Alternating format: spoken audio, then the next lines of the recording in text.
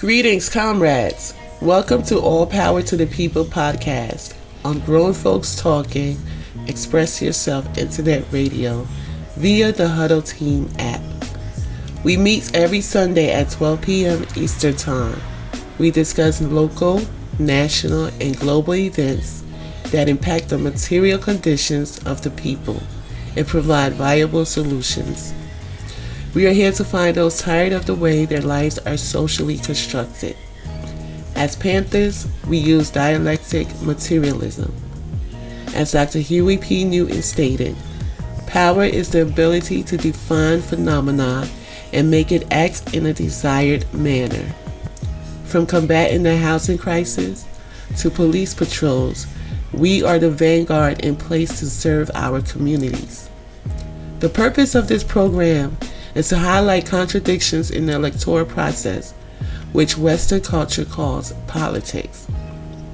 Politics is the struggle for resources.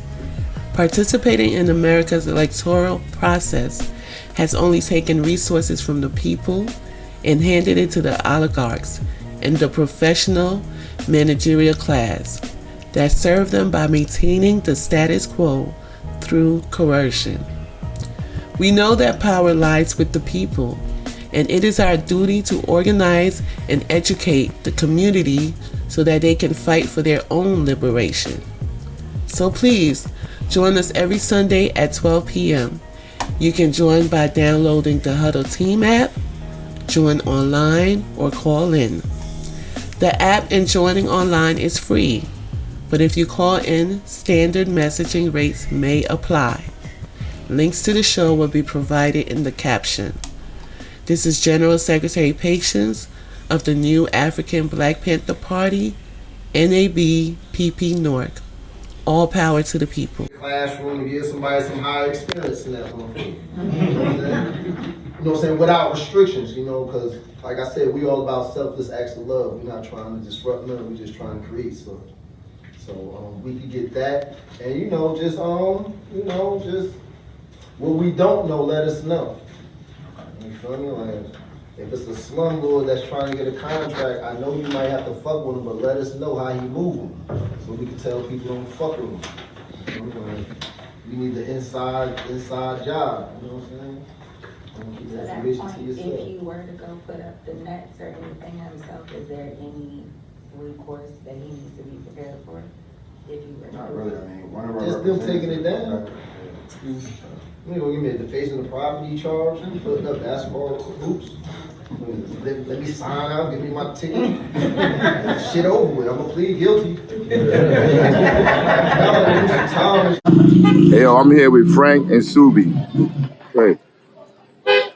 Frank and Subi gonna be heading our Panther organization out here in DR.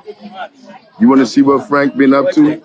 Frank been working with children for over 30-something years. Huh?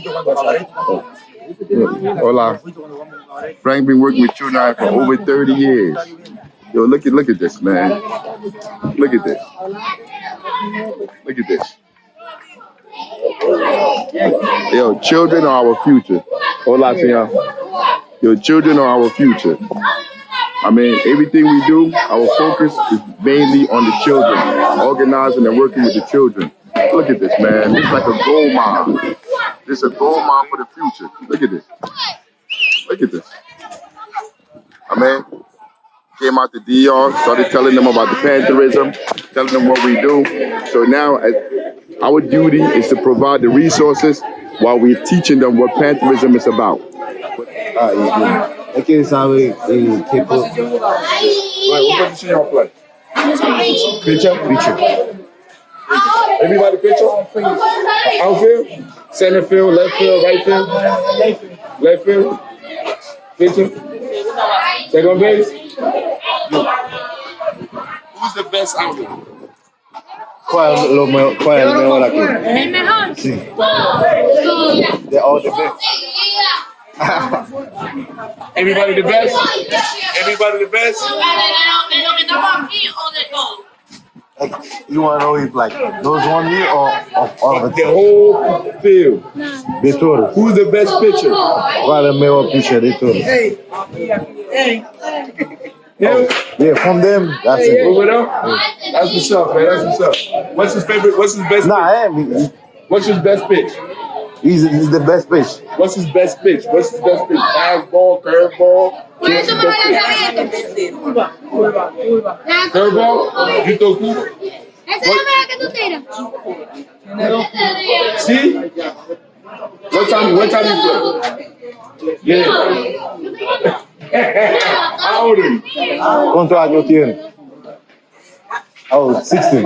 16? Yeah. 16? I asked him if I can give them some clothes out the car.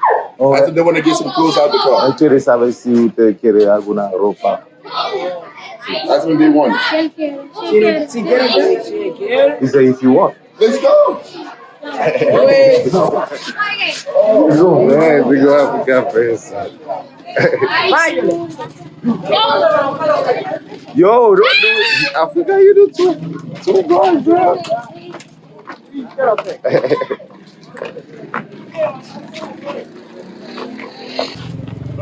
Oh, anybody want to sneak it? ¿Quién quiere sostener? Anybody want to sneak it? Take it.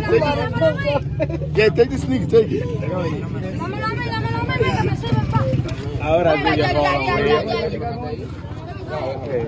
Anything. You welcome. Look in here. Look. How we gonna pass it out? Yeah, you pass the clothes out. You pass. No, I don't pass. So how I do it? So they just take it. So I did. Yeah, take. Just take. Just grab. Just take. Take something. Look in the bag. Get your phone. It's my song. What's your son? You play. Get some from. Get some. Let me see. Hold it out, Fabi. Mira. Hold it out. Let me see. Yeah. Hold up. You got it? You like it? There we go. Wait, take you. You're welcome. What's your name? My name is Pranya. What position you play? Like this. Oh, pitcher. You're the pitcher. You're a pitcher. Your children out here? No. I'm No. just watching. Oh, you just watching? You just watching too? Like My name Afrika. Africa. Yeah, the continent. Yeah, continent. Hold up. Huh? Yeah. I'll come every year. I'll bring more stuff. I'll come. I'll bring everything every year. Yeah, we just started. We're coming with the organization. The organization, New African Black Panther Party. So the Black Panther Party. So look, no politician, no rich person will take care of us. The only people that are going to take care of us is us. If we understand, understand that all we need to do is take care of each other, we're going to be good. Yeah. So you notice how all the companies, all the stores is owned by the gringos, Canada, Switzerland. We need to own it. We need to own everything so soon. You need to own stuff in Susua. You need to own Bailey's. You need to own Roomba. Yeah, we need to own all of that shit. Not nobody else. Do you understand what I'm saying? Yeah, man. But that's why I'm here. Everything we do is free. Everything is free. You don't pay. Yeah, you don't pay for nothing. I mean, this is my guy here. This is my guy, Subi. You know Subi? Yeah, this is my guy. He helped me out down here.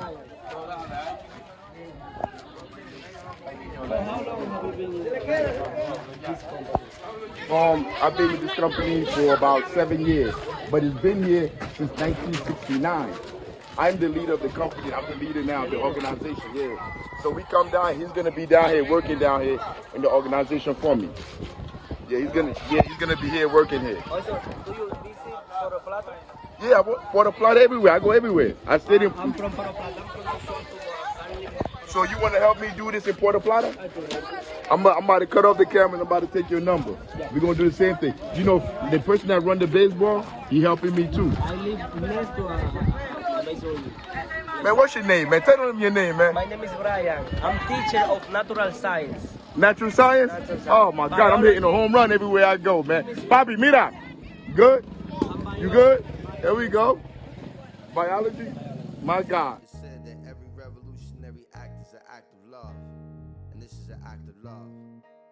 All power to the people. All power to the people. All power to the people. Welcome to Grown Folks Talking. Express yourself. Why am I frozen? There we go. Happy Father's Day, man. All power to the people. Hey, happy Father's Day to you too. Who that, Love? Yeah. Happy Father's Day to you, man. How many kids you got? I got one, man. I'm one and done. You one and done for now. Boy or girl? Boy or girl? I got a little girl. How old is she? She's 6, about to be 7 in September. Oh man, yeah. So it's still all about you right now. Word I'm up. I'm trying to make sure everything good, you know. By the time she's a teenager and everything. Yeah, word up. What does she like to do? Right now I'm trying to I was gonna get her into like some type of like, martial arts or something like that. Get her into something, but also like she wants to do ballet, stuff like that. Right now she's just still like a kid. She's smart as hell. She's doing things, So I just want to see, also put her in a certain environment to see what she gravitates to more. You live in North? Yeah, I live in North. Hey, why I keep freezing? But what you call it now? Cause the whole light done dropped down in my eye. But now, cause we got the after school program. I don't know if she'll like boxing, but we do the after school program, and in the summertime we gonna have the camp. We have a basketball camp every summer. Okay. So like if she interested in any of that, she could always slide through, man. I'd love to meet her. Alright, for sure. I'll pull up. Hold up, like that's the whole point. But yo, you finished your test? Who, me? Yeah, you. Yeah, I've been done. I'm just waiting to see when it No. When you done, send it into the general secretary. You got her email? Oh, I bet. No, I don't have the information, or no, you can send it. Yeah, whenever you done, you just send it to the email. You heard? Also, the same email sent me the Bill right there, NABP North. All right, bet. Today. But happy Father's Day, yo. Yeah, you too, bro. All right. So look, so I'm about to go into we on chapter 29 and chapter 30 of quotations from Mao. Like I say every week, this space is for organizers, for revolutionaries, those looking to change the conditions in our community. And the only way to do that is by educating ourselves. So we've been going through the Red Book. Yo, most activists, most people that you see walking around talking about they doing community work, they're working for the people, yo, they've never even read this book. They haven't probably read any books. They just go off their feelings, what they heard, or what they think they're supposed to be doing out in the community to serve the people, without going to do some studying and understanding the purpose for every single thing that they're doing. But we in chapter 29, chapter 30, we're about to listen to Mao. I'm about to put it on right now. Chapter 29. Cadres. In order to guarantee that our party and country do not change their color, we must not only have a correct line and correct policies, but must train and bring up millions of successors who will carry on the cause of proletarian revolution. In the final analysis, the question of training successors for the revolutionary cause of the proletariat is one of whether or not there will be people who can carry on the Marxist-Leninist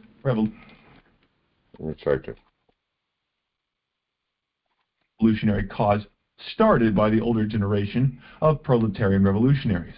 Whether or not the leadership of our party and state will remain in the hands of proletarian revolutionaries. Whether or not our descendants will continue to march along the correct road laid down by Marxism-Leninism. Or, in other words, whether or not we can successfully prevent the emergence of Khrushchev's revisionism in China. In short, it is an extremely important question. No, like right now, Mao is talking about the importance of children. The importance of children, the importance of teaching children for them to carry on whatever gains, whatever wins we have. By and large, that's the reason why we always preach institution building. Institution building. Institutions are what maintain institutional memory. Like have memory from generation to generation to generation. Mao is talking about the importance of educating the children, having the children understand. Like I was just talking to Love just a few seconds ago. He talking about how brilliant, how smart his daughter is. Yo, to maintain that, you have to shield her away from everything that they've put in society to brainwash her. to condition her to think the way that they want them to think, or not to think at all. That's deep. I mean, by and large, that's our duty as parents. Our duty as parents is to guide our children along and to teach them what they need to know to survive in this world, period. It is not to be their friend. It's not to do anything else. Like, the way you do it, you could be friendly with it. You could be nice with the way how you raise your children. Nobody telling you to be a drill sergeant, have children that hate you. I mean, but your purpose is to guide them through this work, through this life in this world. I mean, and Mao is saying, as an organization, if we want to maintain the gains, everything that we've achieved under imperialism, we have to make sure we teach our children, because they're the one that's going to carry this on in the future. Like I'm telling you, this book is just plain simple stuff that you may not know, but it's right there in front of you. You don't know because the society we live in, the way how everything life is constructed. I mean, like, it's hard to really see sometimes. I mean, like, as soon as children get 18, 17, 18, 19, they're trying to move away from their family, go across the country to go to college or do whatever, because they consider themselves looking for freedom. Freedom from who? How you going to get freedom from your family? The freedom you're supposed to be fighting for is from imperialism. You see, but from going to these public schools, from the media, from everything around them, they believe they're now free. And the only way that they could do what they want to do is to separate themselves from their parents. So the stuff that's right there in front of you, understanding that this is supposed to be your family, you're supposed to build together, grow together, it's right there in front of you. You don't even see that. You go halfway across the country to go to school, graduate, after you don't bust your butt trying to have 2-3 jobs to go to school. If you do graduate, you're living out there, paying them bills, struggling out there by yourself. When you could have been right at home working together in that family unit to be able to make that family stronger, because you understand what we're really fighting is imperialism, not each other. But listen to Mao. Mao be cooking. A matter of life and death for our party and our country. It is a question of fundamental importance to the proletariat. I'm sorry, but it is a matter of life and death. How we raise our children, what we teach our children. It is truly a matter of life and death. And by the time we finish with this show, you're going to see what I mean by that. Revolutionary cause for 100, 1,000, nay, 10,000 years. Basing themselves on the changes in the Soviet Union, the imperialist prophets are pinning their hopes of peaceful evolution on the third or fourth generation of the Chinese party. We must shatter the... You hear that? The imperialists are pinning their win on the third and fourth generation of our children, because by the third and fourth generation, we would have forgotten everything. We would have forgotten all the gains, all the struggle, the fight that people had, our ancestors had, to be able to liberate themselves from bondage.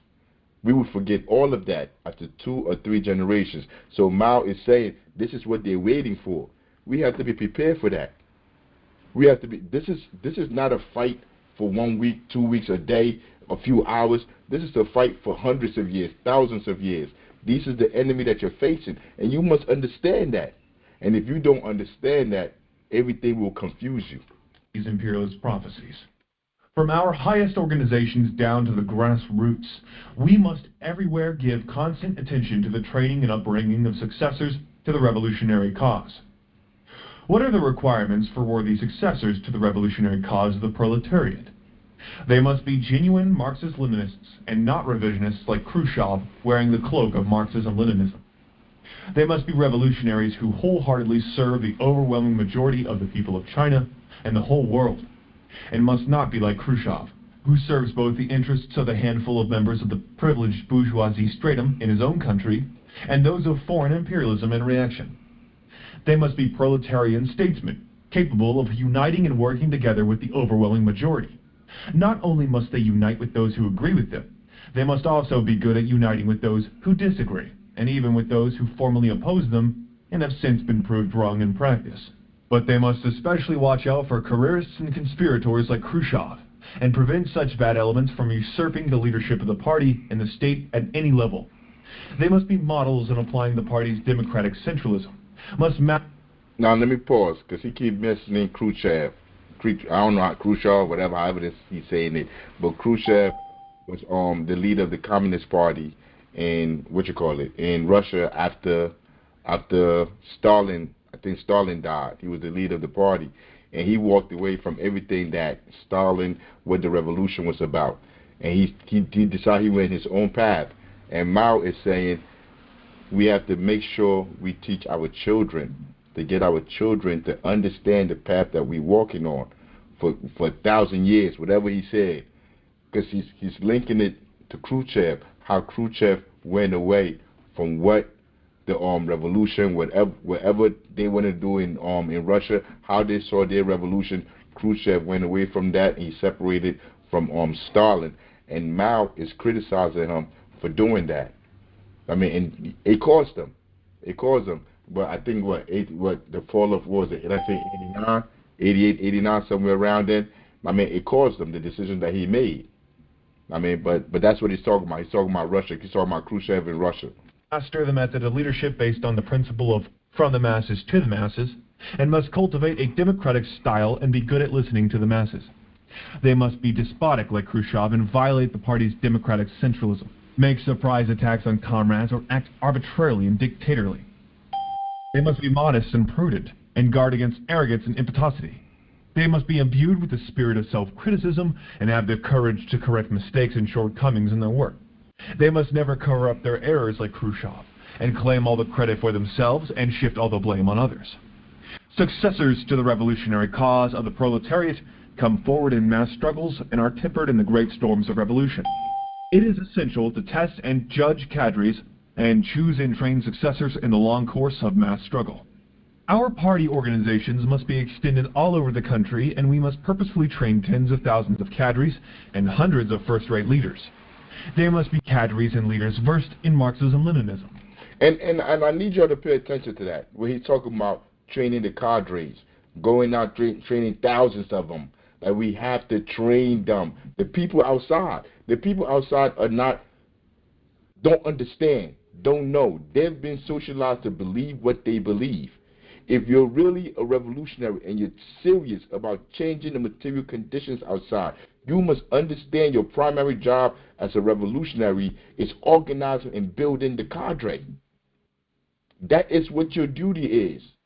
We have to organize and teach these people, and well, not even teach them. You got to find people that are already there, because the only people that you're really teaching is the children in the organization that you're trying to bring along. We have after-school programs.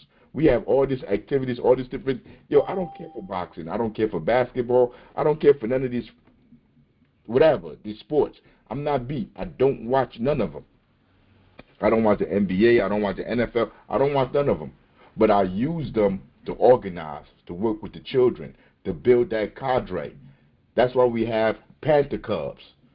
I mean, like, you can't just go to kids and just be standing on the street preaching to them. You got to give them a reason to come in. There's a reason, there's a purpose for everything that we're doing. And he's saying, who are the ones that you're going, Mao is saying now, what are the qualifications that they need for them to become, for them to take power, for us to relinquish power to them? He's telling you, they got to be sincere. They got to be honest. They got to be hardworking. They can't be selfish. They can't be like Khrushchev. They want to take the credit for everything. You got to be somebody that's like willing to work for the people, to serve the people. Those are the people that we're looking for. Our job is hard, almost impossible. Keeping it a buck with you. But how bad do you want liberation? How bad do you want it? How bad do you want to be free? Because that's the only path. You have to build that cadre. If you don't build that cadre, you're not doing nothing. Everybody's not going to wake up one day just automatically say, like, we want a revolution. That's not how none of this works. It takes work. It takes discipline. It takes sacrifice. And those are the people that you relinquish power to one day. But you got to build those people. You got to find those people. In most of these organizations, you see people talking all this stuff. Like, they have nobody to relinquish anything to, because it's all been about themselves. It's all been about what they're trying to do, where they're trying to get money from, that NGO money, all of this. They're not trying to build nothing sustainable for generations to come. That's not what they're really trying to do. Politically far-sighted competent in work, full of the spirit of self-sacrifice, capable of tackling problems on their own, steadfast in the midst of difficulties, and loyal and devoted in serving the nation, the class, and the party. It is on these cadres and leaders that the party relies for its links with the membership and the masses, and it is by relying on their firm leadership of the masses that the party can succeed in defeating the enemy. Such cadres and leaders must be free from selfishness, from individualistic heroism, ostentation, sloth, passivity, and arrogant sectarianism. Nah, listen to what he's telling you. The kind of people that we need, the kind of leadership that you're looking for. Because we don't need people to do reactionary, stupid stuff. Going to get into shootouts or all kind of stuff. Talking about you going down to City Hall to do. Like, no, I got time for that. Yo, this is work. We have a lot of work to do. We have things. Yo, people that are violent, reactionary, want to be heroes, looking for attention, they destroy the party. They destroy the movement. They destroy the organization where people have been working years to build. You're having those after-school programs, talking to those children, working with those children, and those children seeing you every day. They see you come pick them up Monday, Tuesday, Wednesday, Thursday, Friday. Sometimes Saturday, Sunday, you coming to get them. You're always there. When they need you, you're always there. You're always telling them the truth. Yo, I had a conversation with the little homie Archie this week. And we were talking in the car, whatever. And I was like, yo, the way that I'm talking to you, do I talk to you like you're a little kid? He looked at me, he was like, nah. I'm like, because I know you're smart. I know what you got in you. I'm like, I told him, you the future. I'm always going to tell you the truth. Yo, Archie is 10. Yo, by the time Archie's 20, 25, and he understands and he knows, like, I've always been real to him. And then the world reveals itself to him. And he sees everything I've been telling him is true. Yo, it's hard for somebody to go against all of that and become an Uncle Tom or a sellout. They can't sleep at night. You see, most of these people can sell out, can destroy our communities, can gentrify our communities, and they sleep good at night. Because they really don't know. They really don't understand what they're doing. They don't care to know what they're doing. They suppress that.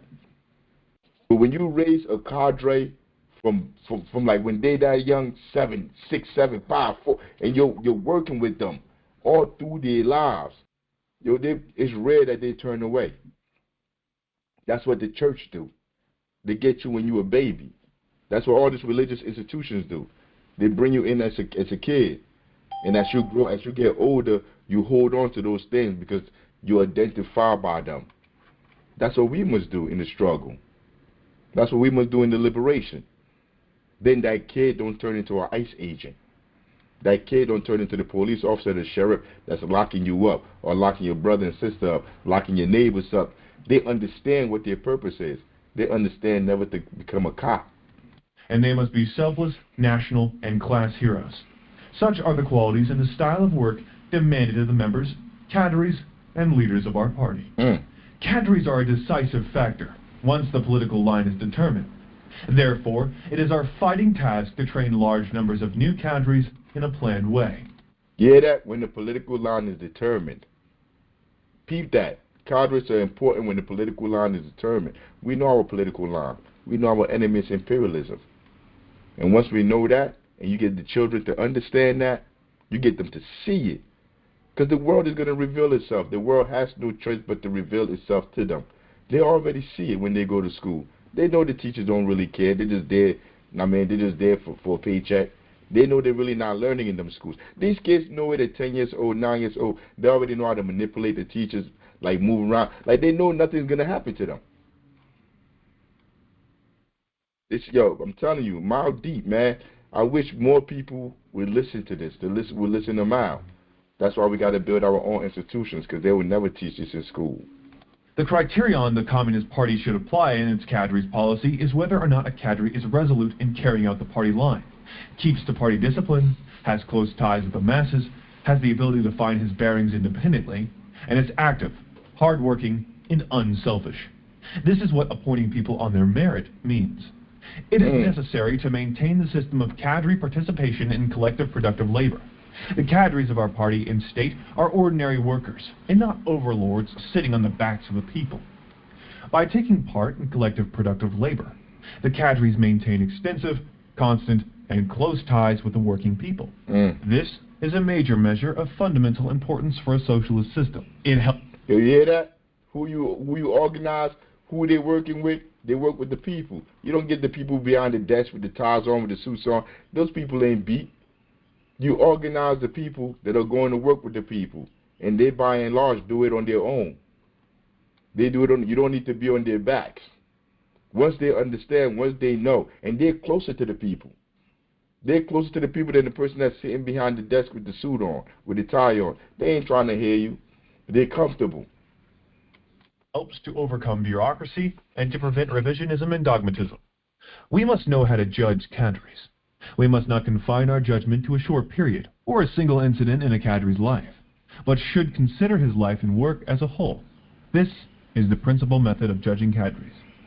We must know how to use cadres well. In the final analysis, leadership involves two main responsibilities: to work out ideas and to use cadres well. Such things as drawing up plans, making decisions, and giving orders and directives are all in the category of working out ideas. To put the ideas into practice, we must weld the cadres together and encourage them to go into action. This comes into the category of using the cadres well. We must know how to take good care of cadres. There are several ways of doing so. First, give them guidance. This means allowing them a free hand in their work so that they have the courage to assume responsibility, and at the same time, giving them timely instructions so that, guided by the party's political line, they are able to make full use of their initiative. Second, raise their level. This means educating them by giving them the opportunity to study so that they can enhance their theoretical understanding and their working ability. Third, check up on their work and help them sum up their experience. Carry forward their achievements and correct their mistakes. To assign work without checking up and to take notice only when serious mistakes are made. That is not the way to take care of cadres. Fourth, in general, use the method of persuasion with cadres who have made mistakes, and help them correct their mistakes. The method of struggle should be confined to those who make serious mistakes and nevertheless refuse to accept guidance.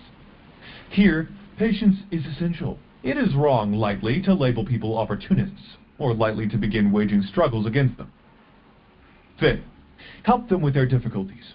When cadres are in difficulty as a result of illness, straitened means, or domestic or other troubles, we must be sure to give them as much care as possible. This is how to take good care of cadres. A leading group that is genuinely united and is linked with the masses can gradually be formed only in the process of mass struggle, and not in isolation from it. And the process of the leading group in most cases should not and cannot remain entirely unchanged throughout the initial, middle, and final stages. The activists who come forward in the course of the struggle must constantly be promoted to replace those original members of the leading group who are inferior by comparison or have degenerated. If our party does not have a great many new cadres working in unity and cooperation with the old cadres, our cause will come to a stop. All old cadres, therefore, should welcome the new ones with the utmost enthusiasm and show them the warmest solicitude. True, new cadres have their shortcomings. They have not been long in the revolution, and Now, it's like, I want to pause this for a second, because I want you to understand. I want you to grasp what he is saying here. None of this activism, revolution, however you want to term it, nothing that we do here is organic. It is work. You have to find these people, and then you have to nurture these people into the revolutionaries that you want them to be as a leader, as an organization. Nothing is organic. People don't just wake up outside and they just know these things, just know this stuff, because the society that they're in, the world that they were born into from birth, has socialized them not to understand this, even though it's right there in front of their face. They've socialized them not to understand and even think about other people. What does everybody always say? I'm going to take care of myself and my family, that's it. Yo, that's the mantra that everybody said everywhere, wherever you go. Hurry up, get yours, go to school, move out the hood. This is what's in the back of all our minds. So to have people that are ready to do anything, to change anything. They must be educated. They must be organized. Nowhere else where you hear the things that I am saying right now, no other organization is going to explain this to you. Because they're not serious. They're not serious about building cadres, about building people that's going to take over for them. They're not serious about nothing. They're just trying to get some bread. The people in leadership that run all these different organizations, whatever organization you could think about, they're just trying to get some bread. They're not thinking about building nothing for liberation. They don't know nothing themselves. Chairman. Yeah. So I don't know if I should say the name, but you was mistakenly invited into one of these meetings this week. And Yeah. the organization was talking about how they've been operating for the past 10 years, and they don't have people in place to do the programming and stuff that they need to move their organization forward. And this is a well-funded organization. You ain't got to mention their name because I want them to call me back again into that meeting. Yeah, don't mention their name. They're going to call me back into the meeting again. But they don't do nothing. They were trying to figure out what programs that they were going to run in the community to get people to come in to support this support their organization. And they're talking about the normal stuff that everybody always talk about. What you call it? Expungement. Like we're going to have an expungement seminar. They're going to bring some people in to sit down on the table. Well, you're giving it away if anybody's listening. Hey, yo. But word up. Let me shut up and play the video. Life experience.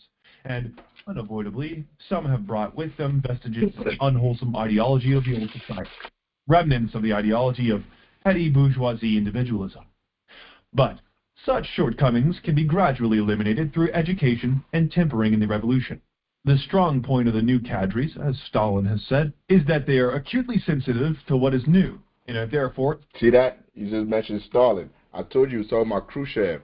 When he was talking about Khrushchev, he was calling Khrushchev like a traitor and all of this stuff, like don't be like Khrushchev. And just now, he just dropped Stalin. He said, well, this is what Stalin said you must do. Let me bring it back just a little bit. The point of the new cadres, as Stalin has said, is that they are acutely sensitive to what is new, and are therefore enthusiastic and active to a high degree. The very qualities which some of the old cadres lack. Cadres, new and old, should respect each other, learn from each other, and overcome their own shortcomings by learning from each other's strong points, so as to unite as one in the common cause and guard against sectarian tendencies. Our concern should extend to non-party cadres as well as to party cadres. There are many capable people outside the party whom we must not ignore. The duty of every... Yeah, that not only the people that are in our circle, in our that we working with, people that are in other organizations. Yo, there's a dude named Gary Frazier. Bro be out there putting in the work out in Camden. He be putting in that work out there trying to organize the people, but he's mixed up in the electoral process. Yo, I've been trying to reach out to him. I even reached out to him last week, trying to bring him in with all that energy, with all that focus, all that work he do. I'm telling you, he could be used for our movement. I mean, but he's outside of what we're doing. But you see, like I read this book. I believe in this book. I got the book right here. So all the work that we do in our communities, everything that we do, it comes from the teachings of not only Mal, but people like Fanon, Malcolm X. Like we practice what we preach.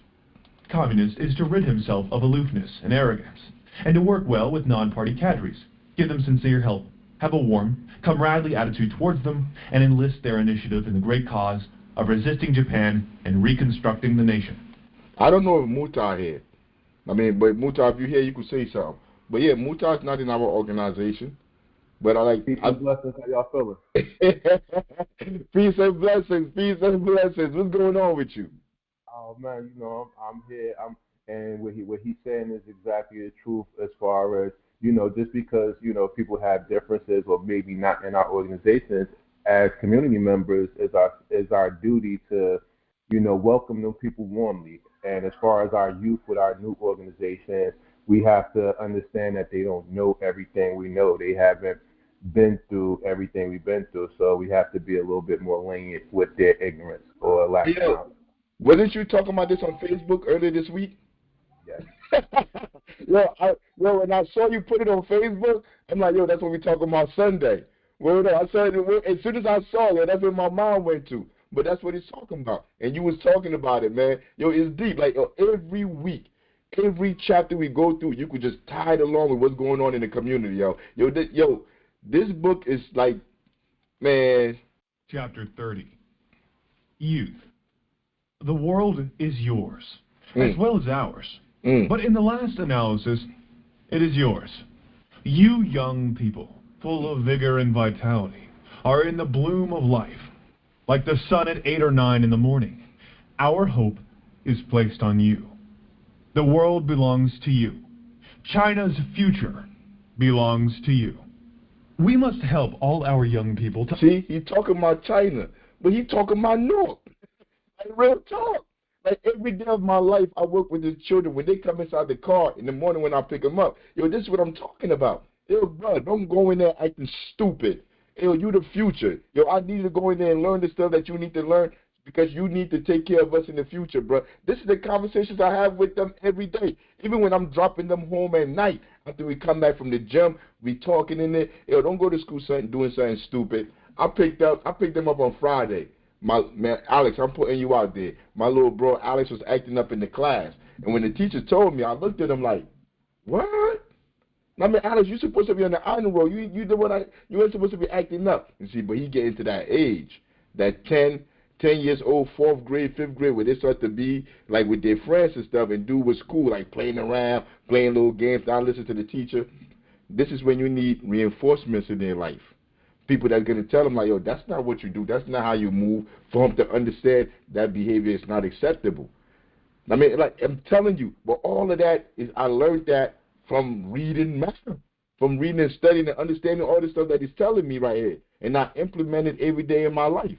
Understand that ours is still a very poor country, that we cannot change this situation radically in a short time, and that only through the united efforts of our younger generation and all our people, working with their own hands, can China be made strong and prosperous within a period of several decades. The establishment of our socialist system has opened the road leading to the ideal society of the future. But to translate this ideal into reality needs hard work. Because of their lack of political and social experience, quite a number of young people are unable to see the contrast between the old China and the new, and it is not easy for them thoroughly to comprehend the hardships our people went through and the struggle to free themselves from the oppression of the imperialists. I need you to remember that too, because it cut both ways. It cut both ways. Even though our children, the young, haven't been here to experience, to see the struggle, how we got to where we got to, so the enemy's children, the enemy's children don't understand the wars that they fought to get where they got to. And I got the book somewhere around here somewhere. I always talk about the book, The Black Jacobins.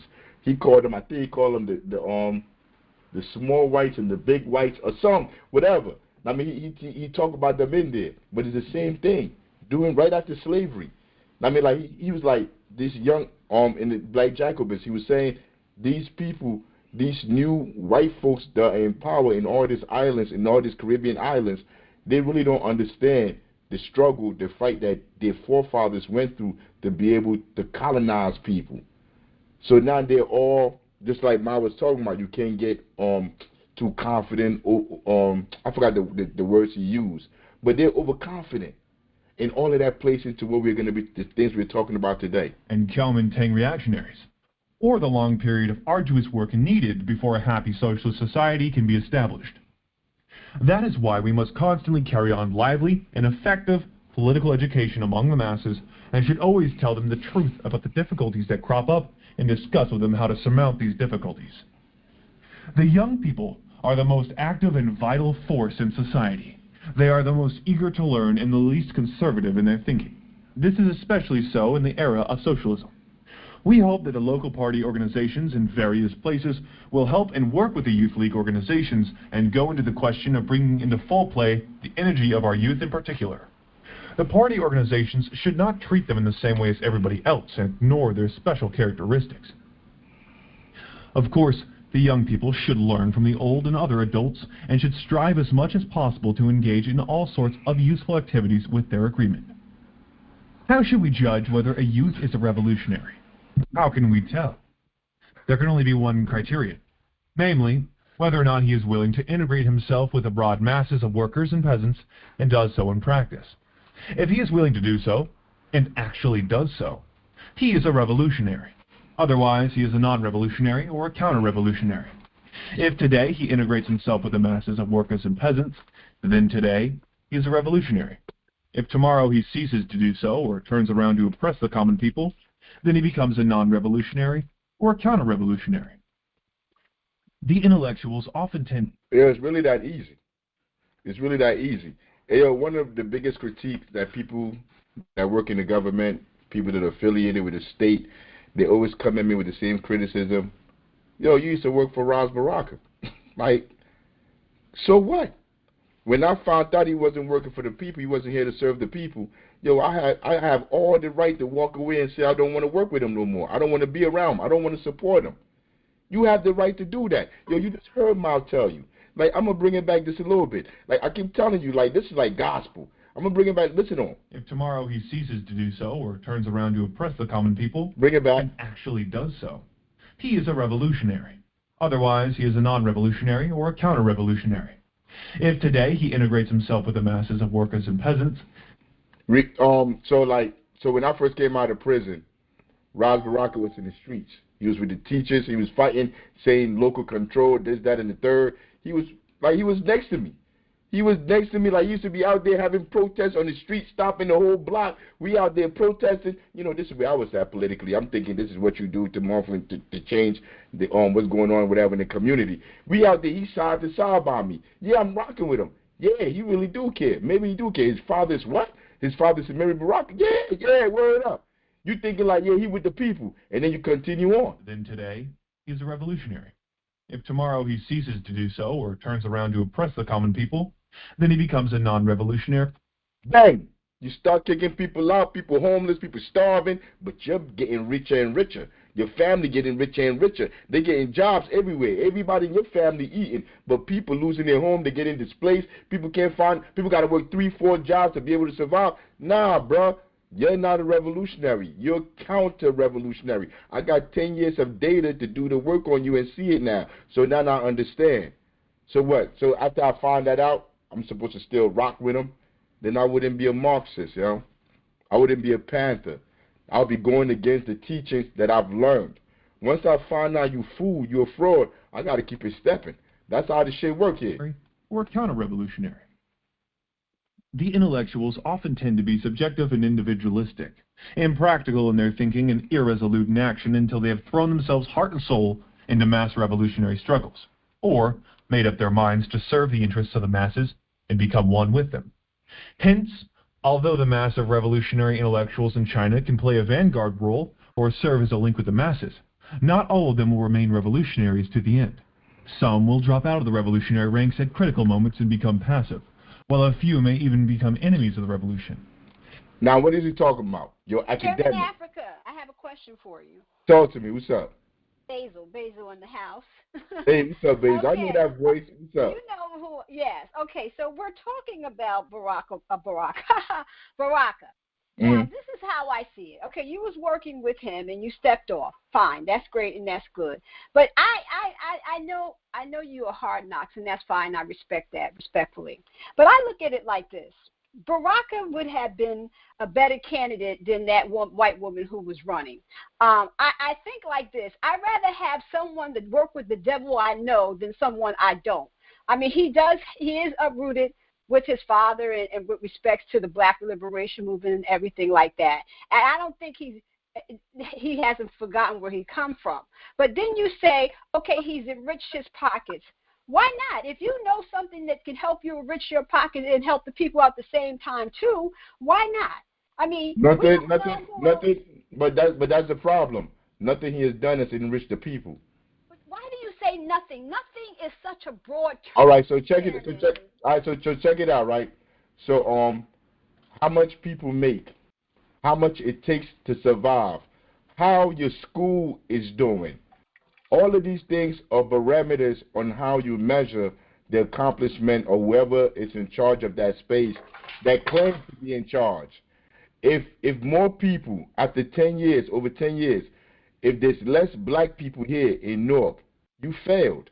If people are doing worse, you failed. If people have been displaced, you failed. If the water is poisoned, you failed.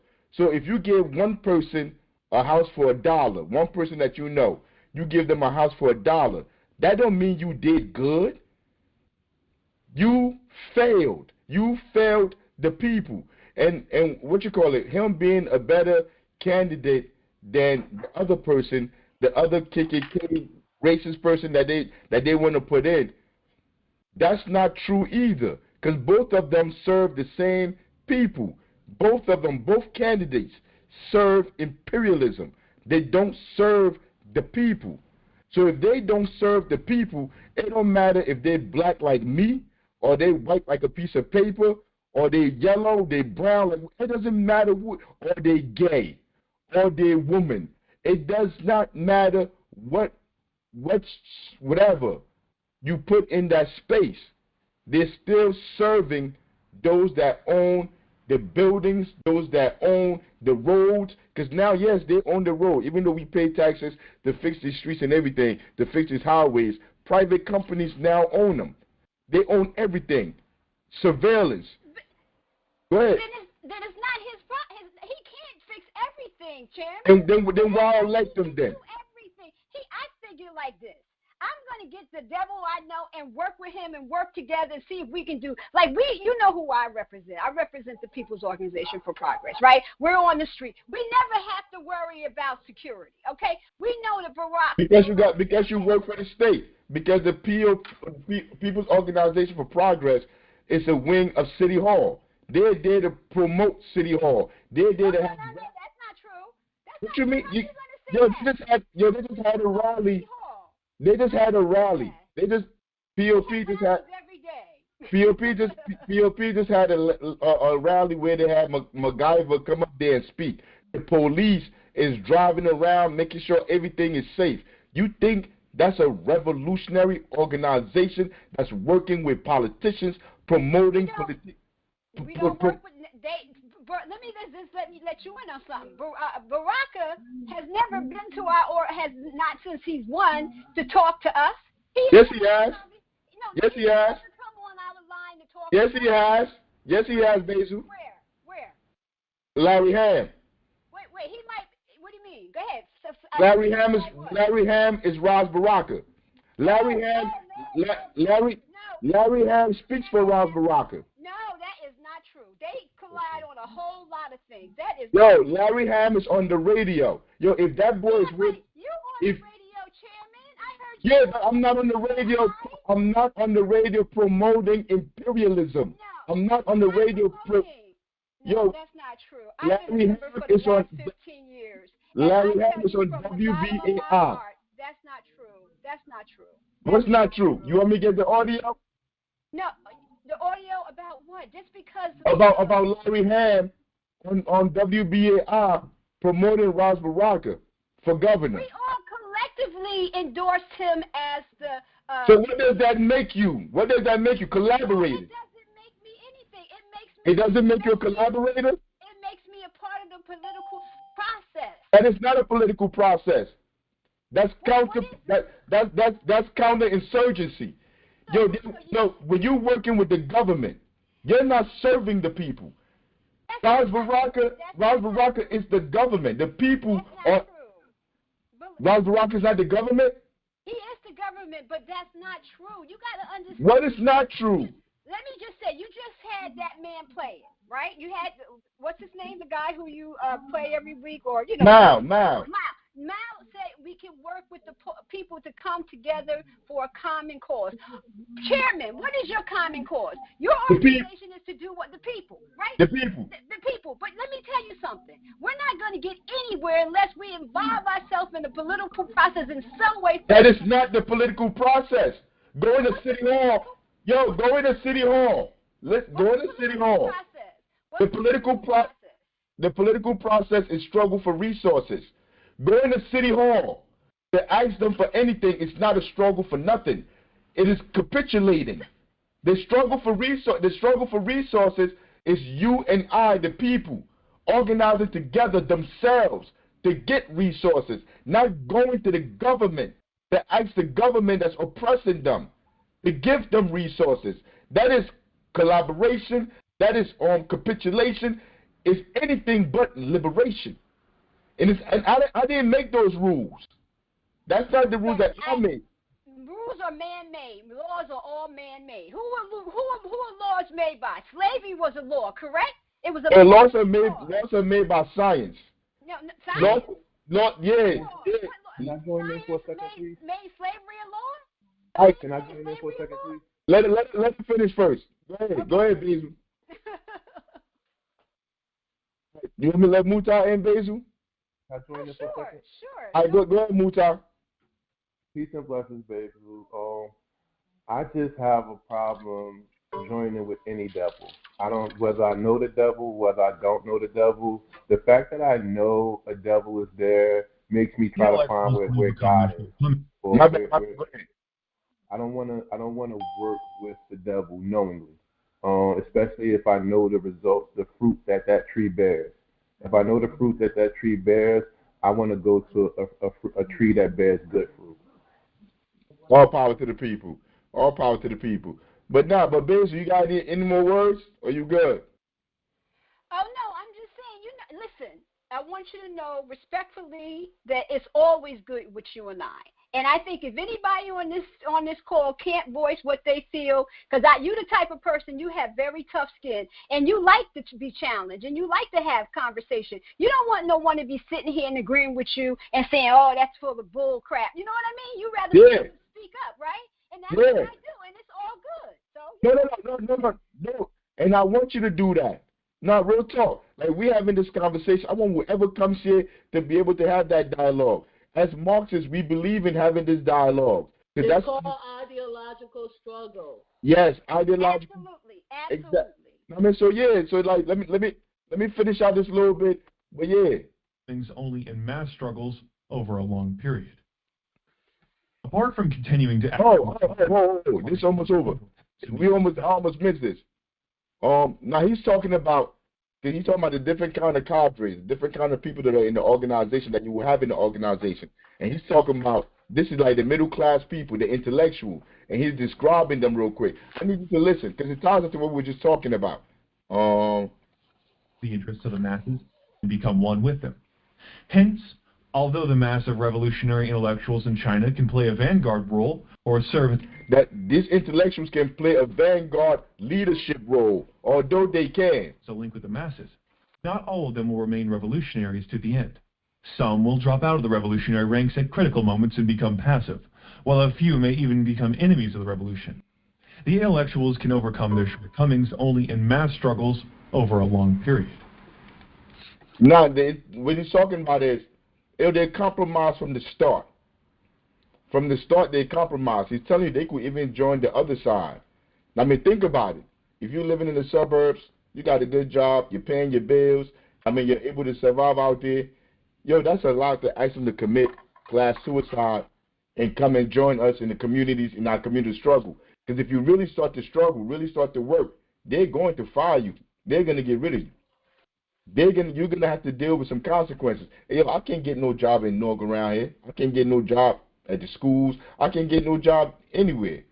Now, after I went to school and got all those debts that I got to pay and everything, if that my purpose is paying those debts and getting a big house with a fireplace in the back to try to enjoy all the money I spent, all the time I went to school, if I did that, I would compromise everything that I'm doing here. I wouldn't be able to do the work that I'm doing in the community. If I had to go to work in the morning, go wherever to go do whatever, you think I'm going to be picking up the kids in the morning, taking them to school, picking them up after school, doing the after-school program? Like, I wouldn't have the ability to do none of that because I would be beholden to that company, whoever is hiring me, whoever's giving me a job. And let's say if I'm a cop and they tell me to go out there and arrest them immigrants, whatever, I would have to go out there and do my job. I couldn't be going around here talking about black and brown love, and I'm out here arresting them on the streets. It wouldn't make no sense. So I wouldn't be with no black and brown love. I wouldn't be a Panther. I will be compromised. And that's why he's saying, even though they can be leaders, the bourgeoisie, the black intellectual, even though they can be leaders, they really can't serve us. They really can't be the ones that dictating our movements. Because they're compromised. They're satisfied. Somebody that's living in the hood that has nothing, that's probably about to get kicked out of their home from a slumlord landlord that hasn't put the heat on or the water on in like 6 months to a year. And somebody living in a nice house, nice and comfortable, got a job where they're taking vacations. And these are two different ways of thinking, ways of seeing the world. Very two different ways of thinking. One of them can be easily corrupted and bought. And the other one that has nothing to lose, they have more chance of listening, even though they don't listen to no more. That's why you got to work with the kids. Apart from continuing to act in coordination with the party in its central task, the Youth League should do its own work to suit the special characteristics of youth. New China must care for her youth and show concern for the growth of the younger generation. Young people have to study and work, but they are at the age of physical growth. Therefore, full attention must be paid both to their work and study and to their recreation, sport, and rest. Yo, dude be spitting, son. Nah, if you really, my life is modeled after this. This is what I do every day of my life. Everything that he's talking about in the book, everything, like, I don't have time to explain it to people, but this is what I do. Sports. This is what I do. Like, even though I say I'm not entertained by this stuff no more, this is what I do. Now, boom, what we talking about? We talking about what's been going on all around the country, man. What everybody been talking about. That's what we talking about. So I'm going to start here. I want you to listen to this sister right here. I want you to listen to her. Not comrade, but sister.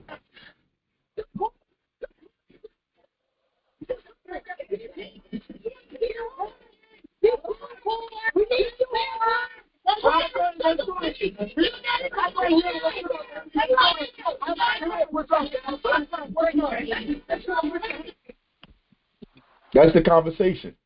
That's the conversation that you've been seeing everywhere on social media. Why should we care? If anybody want to say something, they could chime in.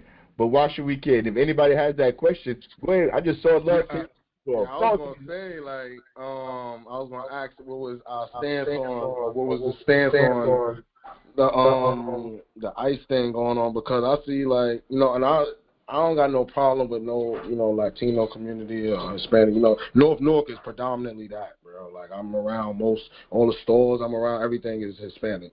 So I don't have a problem with that, but I just see, like, they're, like, damn near blaming, like, Black Americans and African Americans for that. I see certain posts. I'm not saying it's them as a whole, but I'm just seeing that, and I'm like, I don't like that, because why even come at us when y'all voted for Trump, number one, went hard for him, and when we going through our thing, man, there's not many. It may be a few out of each culture or whatever, but there's not many that really, really stand with us, bro, or really, hold the shit behind it. So I just don't like that they do. It's like, and then the situation at hand itself is just crazy. It's a like, I don't even want to get into the whole, but I think it's not what they trying to say. Like, we just not help. Like, why do they call for us to help? Like, people, the same people that even shit on us at times. I'm not gonna lie, bro. I gotta be real. At times when you feel a certain prejudice around at certain times when you walk into when it's just them.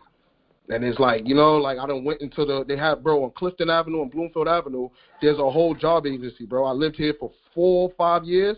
I walked in there multiple times, bro, when I was really down and needed a job, bro. I walked in there, it's people sitting down, all spent, every time, it's straight spent. I don't have no problem with that, but I'm just like, damn, I just had to learn a little. I'm in their lane, I guess. I respected it, and I just went and still got my shit and do what I got to do to get my, feed my family. But, I think it's just weird, bro. I don't think we should be getting a backlash on that shit. Oh, may I be heard? Go ahead. Basil. There's a meme going around, right? And I'm bringing it up to my organization, and it says black people need to sit their black ass down. Okay, we need to stand down on some stuff, and I truly believe that. Now, I don't have it. This is the feel I have. Why are you going to blame us? When we think about the black vote, we were 98 cent lock, stock, and barrel. okay, with that. I know you don't believe in politics, but I'm just making this as an example. Sometimes we need to take a seat. I am not going to any protest that's not about our cause. I'm not doing it, okay? No. Was I at the All Kings rally? Hell to the no, and I'm not going to. Let the other people, it's time for me to sit my black ass down and see what you can do. And that's it. Don't be blaming us. We the one who concocted what protest was about. We've been protesting ever since we came to this damn land, and you got a nerve to say something about protesting to us? Well, I'll be damned. All power to the people. Anybody else got some? Yes, please. Go ahead. When we look at struggle, protest, and things like that, what we must first understand is that it's a small percentage of every group that is actually mobilizing. Unless it comes to like George Floyd type of situations, black people in masses aren't protesting. We've been protesting the housing crisis in North for years now, and there's never more than 10 people. You know, so I've protested housing where there have been more people from South Orange, and Maplewood than there was people from Newark where I'm protesting at. You know, and the people that I'm trying to help are looking at me like saying, well, that you ain't doing nothing to help nobody. So when we look at protesting and resistance, we must understand that black people en masse aren't doing it. No group is doing it. It's usually the most affected by the situation that's doing it. So when we look at here, people, that's just random people talking on social media in order to seem as if they're more active. We have been doing this and we have been doing that, when reality is it's a small percentage of every group that's doing anything to change our conditions. All power to the people. And, and go ahead. This just goes back to a comment you made about how people aren't just going to wake up and do stuff. People need to be organized. And I want to piggyback off of Mutai. Not everybody's out there protesting, black, white, green, or whatever. Even with black causes, there was more white people at the George Floyd protest. It was more white young people doing them riots during that time. And that goes back all the way to the civil rights. Not everybody was with the civil rights movement that were black. And then it goes to, we are against imperialism. The same issues that these immigrants are facing is imperialism. America, the government that people want to support, is right now about to engage in World War III because they want to take over everybody else's resources and land. That's why immigrants are coming over here, because America has destroyed their country. And again, it's because the people don't know this. They don't have this education. And there's a reason why they don't have this education, so they could have these ideas like, well, I'm not helping those people because they didn't help me. They have conditioned us not to care about human beings. And that's why Israel is able to carry out genocide after genocide. Yo, you jumping the gun. Hey, yo, you talking about the whole show, bro. I'm sorry. All power to the people. Oh, nah, but I'm going to play this again.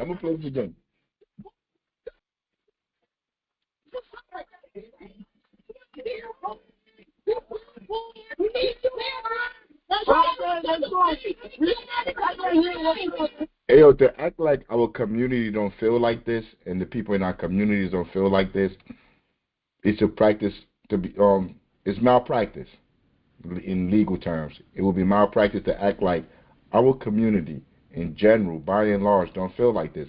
Yo, I hear it on the ground. I hear it everywhere. They not beat. Deport them.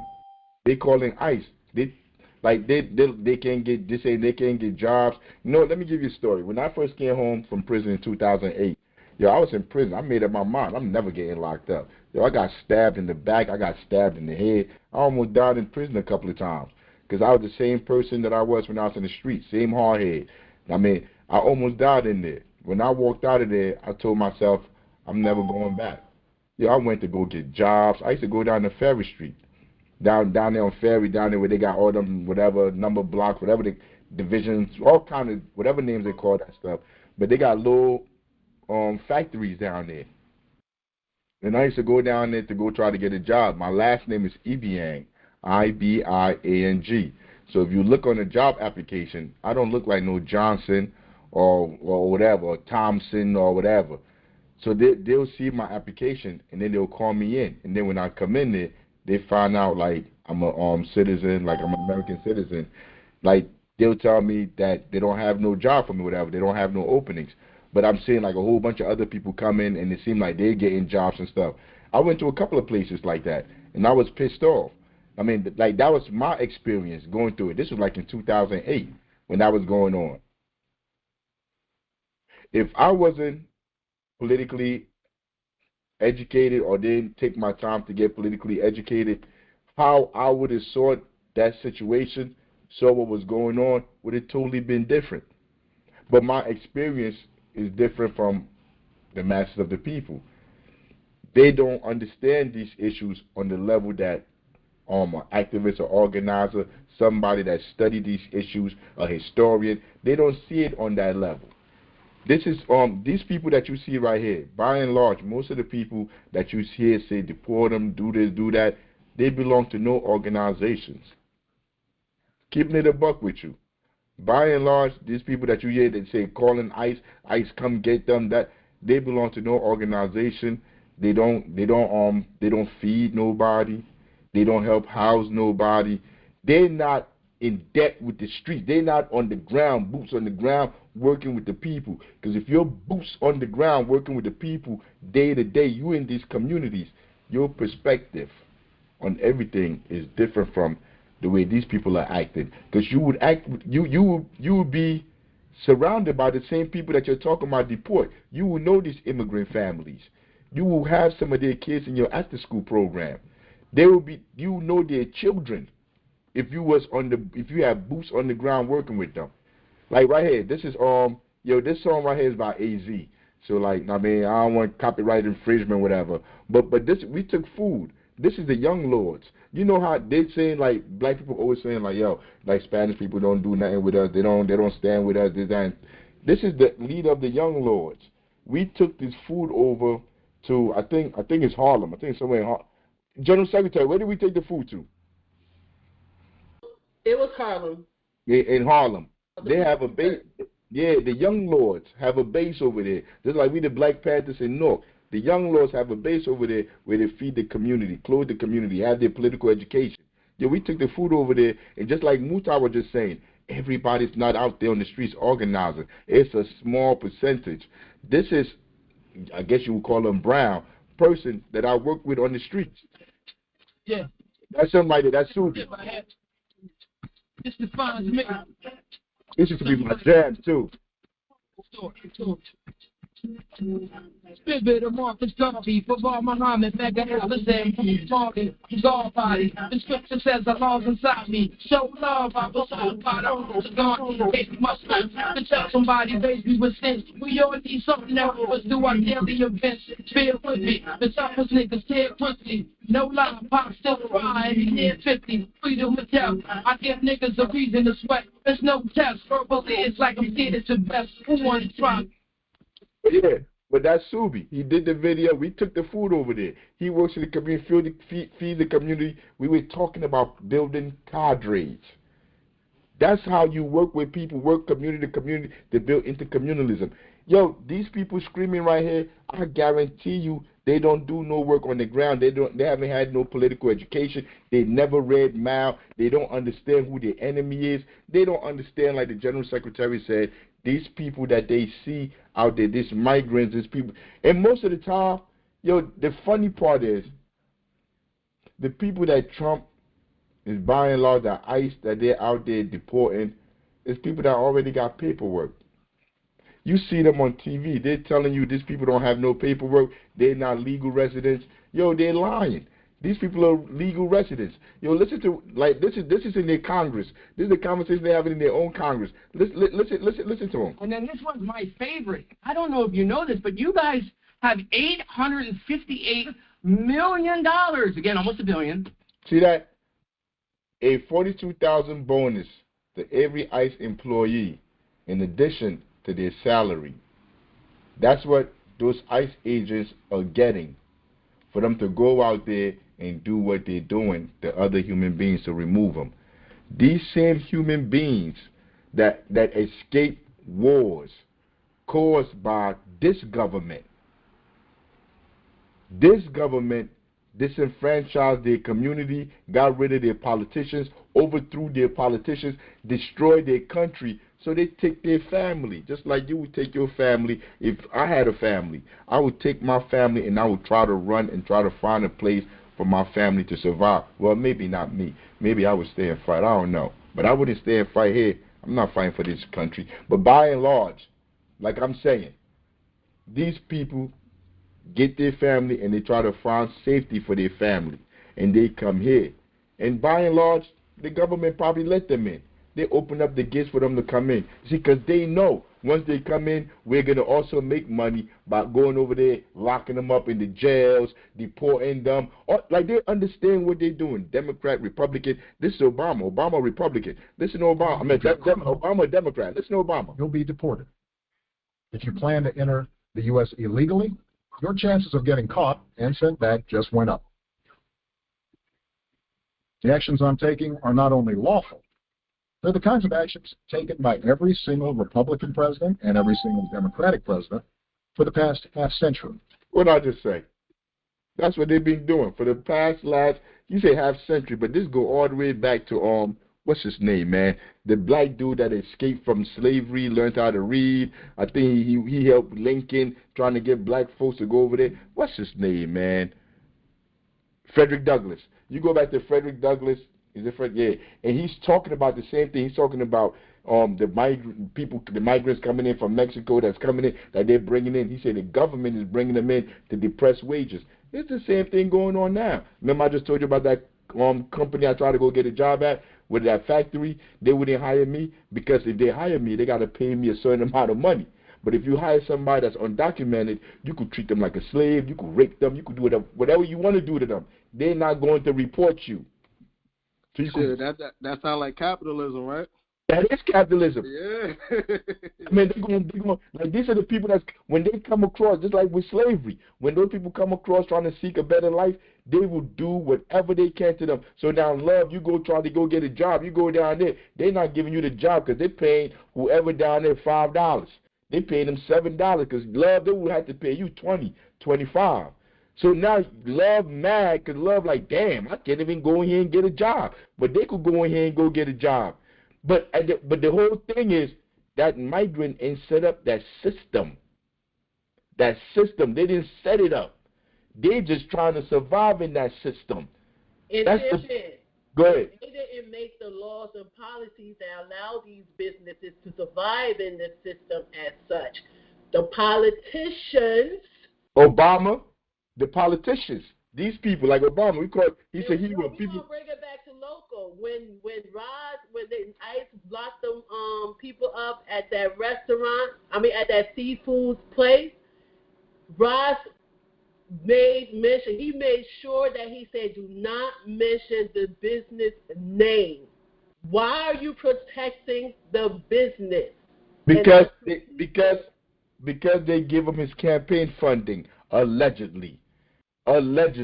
But the corporation, now remember, the institutions we're talking about, everything the way it's set up, the politicians may let them come in, they allow the corporations to get away with doing what they're doing, because all of these people that they're grabbing in the streets, I haven't seen no corporation, no company, the company that hired them, all the people that do business with these people, I haven't seen not one of them being thrown in the back of a paddy wagon.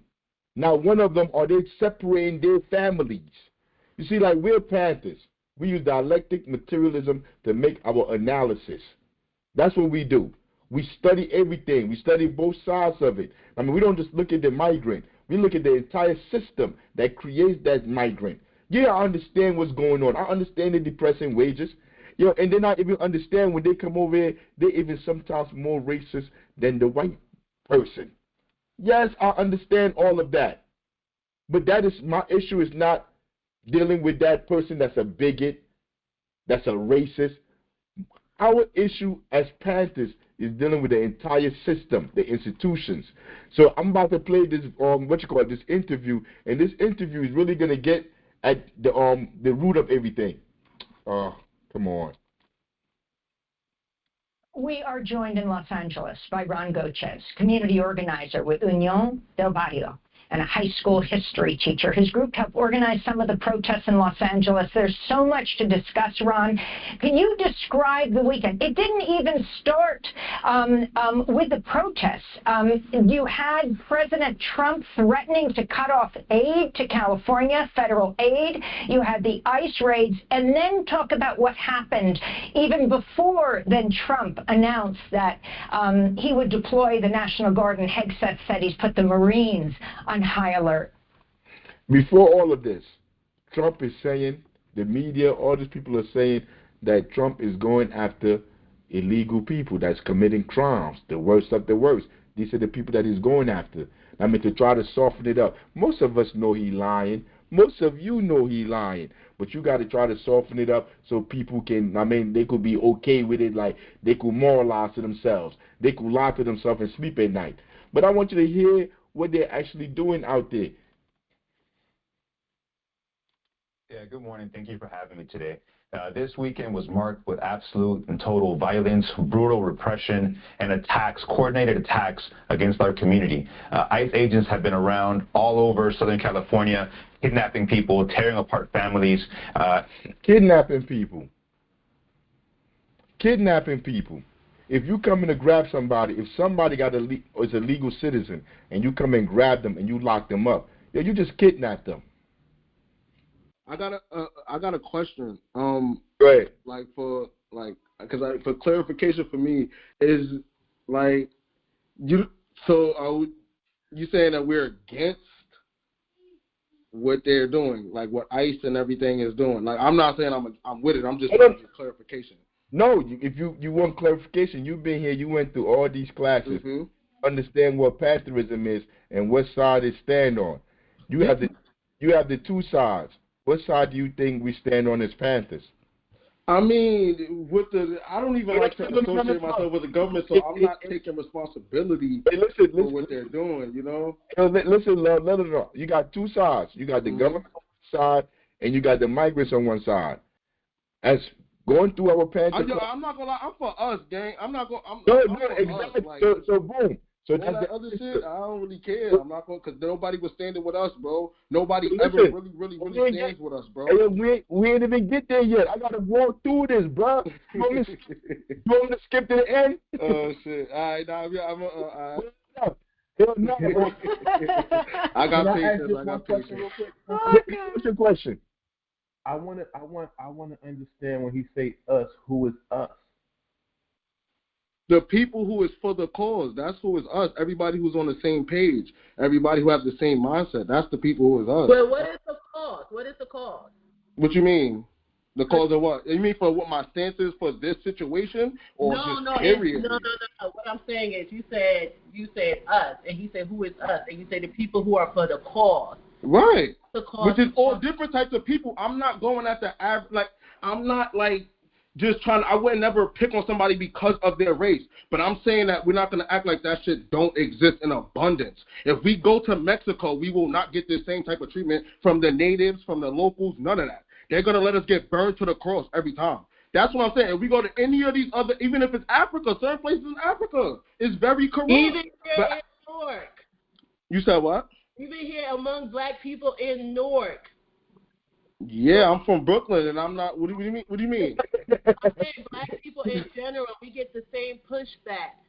Wherever you go in this world, you're gonna get this because the people are not. Yeah, I agree with that. I'm not disagreeing with that. No, but that's what you're saying. So, like, I'm gonna try to speed it up because I want him to say what they were doing. But he basically said it. If you got a chance, go listen to this whole interview. It's on our social media page.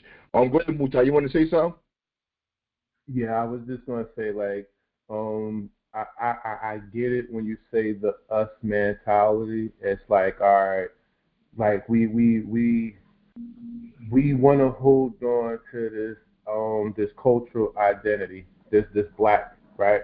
So when we say us and we, inherently you're talking about flat blackness, as opposed to those that are in a struggle, which is more so in a class struggle, as opposed to it being a skin tone struggle. And no matter where you go, poor people will be treated the worst. And that's what we got. That's the equalizer factor we got to do right there. All power to the people. Now he's trying to break down the us. He's saying like, I mean, the us, like us is you. Like, are you just talking about black people? Are you talking about revolutionary? Or are you talking about poor people? Like when you say us, like you could be going anywhere. But he already went. He basically what he's gonna go through and say, Ron, go Chaz. I'm gonna try to reach out to him. But what he's gonna go on and say is gonna be how they're kidnapping people off the streets, how they're breaking up the families, and this is what's causing the uprising in L.A. I mean, but this is not what you're gonna see on the news.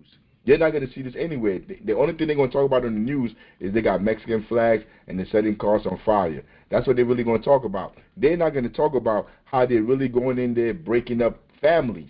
Because, like, I'm in my home. If you come in my home, you go in my neighbor's home, and you breaking up their family, I'm not going to just sit there. We're going to have a problem. Because I'm going to come out and I'm going to stand with that family, especially if I know them and I know they're good people in the community. They're busting their butt trying to survive. I'm not going to just sit here.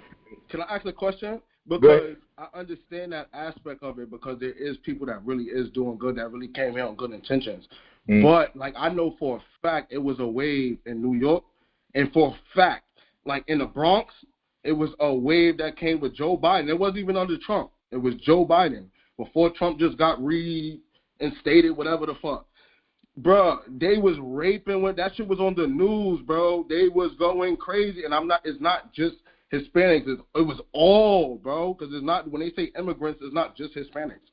You know, it's all. But you said it's nasty. It's a dark side to that too. I think they're targeting the wrong motherfuckers, which is the problem. They're targeting and they're breaking up the wrong families, and they're not really going after the actual people who's doing the damage. That's coming here and doing a lot of the damage, and we're getting the shit for that, bro. Nah, you said you in North, right? Mm-hmm. You be seeing people going around there raping people? What? Nah, if I witness a raping, man, this is no. Murder. No, that's not what I'm trying to say. I mean, like, yo, I live in North too. I live out, like, Spires, like, right? This is North. I grew up right here. Yo, I don't see people going outside raping nobody. I don't see of course not. I'm not advocating. No. I'm not talking. It's not. This is not in reference to you. I'm talking about the media in general. You know, if you put on Fox News, if you listen to all this media, because that's what their job is. Their job is to condition how we think. That, like, when we started talking about the Red Book. And he's talking about everything in it. The media, the schools, like that's why I was talking about all those things. If you are in the natural world, you have no political education. The way in which you see the world is going to be totally different. Because if you're looking at the news, all they're telling you is these people are coming in, they're raping, they're robbing, they're doing this, they're doing that. But I'm living right here with Spanish people. The Spanish people that have always lived around me, keeping it a buck, they work hard. They get up early in the morning. They work hard. They do all that church stuff. They do all this stuff that I look at as goofy. Yes, okay, but I got one question. Go ahead. If we go to any of those countries and do that, right? It don't matter. We take if I packed up my whole family right now and went to any other countries, any of the flags they waving around, any of the countries, whether it was Mexico, Dominican, it don't matter where, bro. Do you think we would get that same support, though? Does that not matter? No. It will be reciprocated? Let me answer this question. It's a good question to ask. You've been, like I said, you've been going to these classes, and you know what side we on. We on the side of the people. Do the people control any of those governments? Muta just told you, we're in a class war. It's really not about skin color. It's really not like the skin shit. I'm not even talking about the government, bro. I'm just saying if we were to just generally go with our family. I got one child. If I was to go out there, bro, and I disrespect it. My sister was just in Mexico about 2 months ago, gang, and she literally got arrested and brought out of her. Are you listening, bro? I'm listening, bro. I'm listening. If you go to Mexico, the rich control Mexico. If you go to Nigeria, in Liberia, in Ghana, any country on this planet that you go to, it is in control of the rich. And they have created systems. Globalism is a system that protects the rich against everybody else. So it doesn't matter where you go on this planet, you're seen as a nigger. Yeah, I would never deny that. I never deny that. But wait, our duty as revolutionaries is to understand the workings of these governments, the systems that have been created to be prejudiced against all of us. It is our duty to try to overthrow those systems. So my beef is not with the Mexican in Mexico. I don't have beef with, that's what I'm saying, but I'm going to point out the obvious because it's still an experience, bro. No, even you could point it out, but it's not dumb that you're dealing with. Even if you get rid of dumb, that stuff is still going to be there. Do you understand that? Mm-hmm. Mm-hmm. Go ahead. I agree with where he's coming from. When I went to Cairo, I just got back from Cairo, all right? And I would, or wherever I went and traveled, I never felt that I can just come there and think people are just going to support us. First of all, I think what we need to look at is this. If we all was in a situation like white people in America and wanting to help someone underneath us, we can help. But we're not in that situation. We're kind of all in this situation. You have people who come here and they're not from here and think they're better than us, okay, and look down on us and taught to look down on us. So, of course, we have that. We have a problem like why? Why are you looking down on us? We say it's the government, but we can't do anything about that. You have to have your own mind and thought. I used to live in the You're wrong. No. I can't let you keep going. No. You don't have your own mind and thought. Everything you know has been socialized, and you learned that from when you went to school, from the media. You don't have your own mind. People don't have their own minds. And that's why you do political education. That's why the first duty of a revolutionary is to be politically educated. Because if you're not, you still believe what the system has taught you.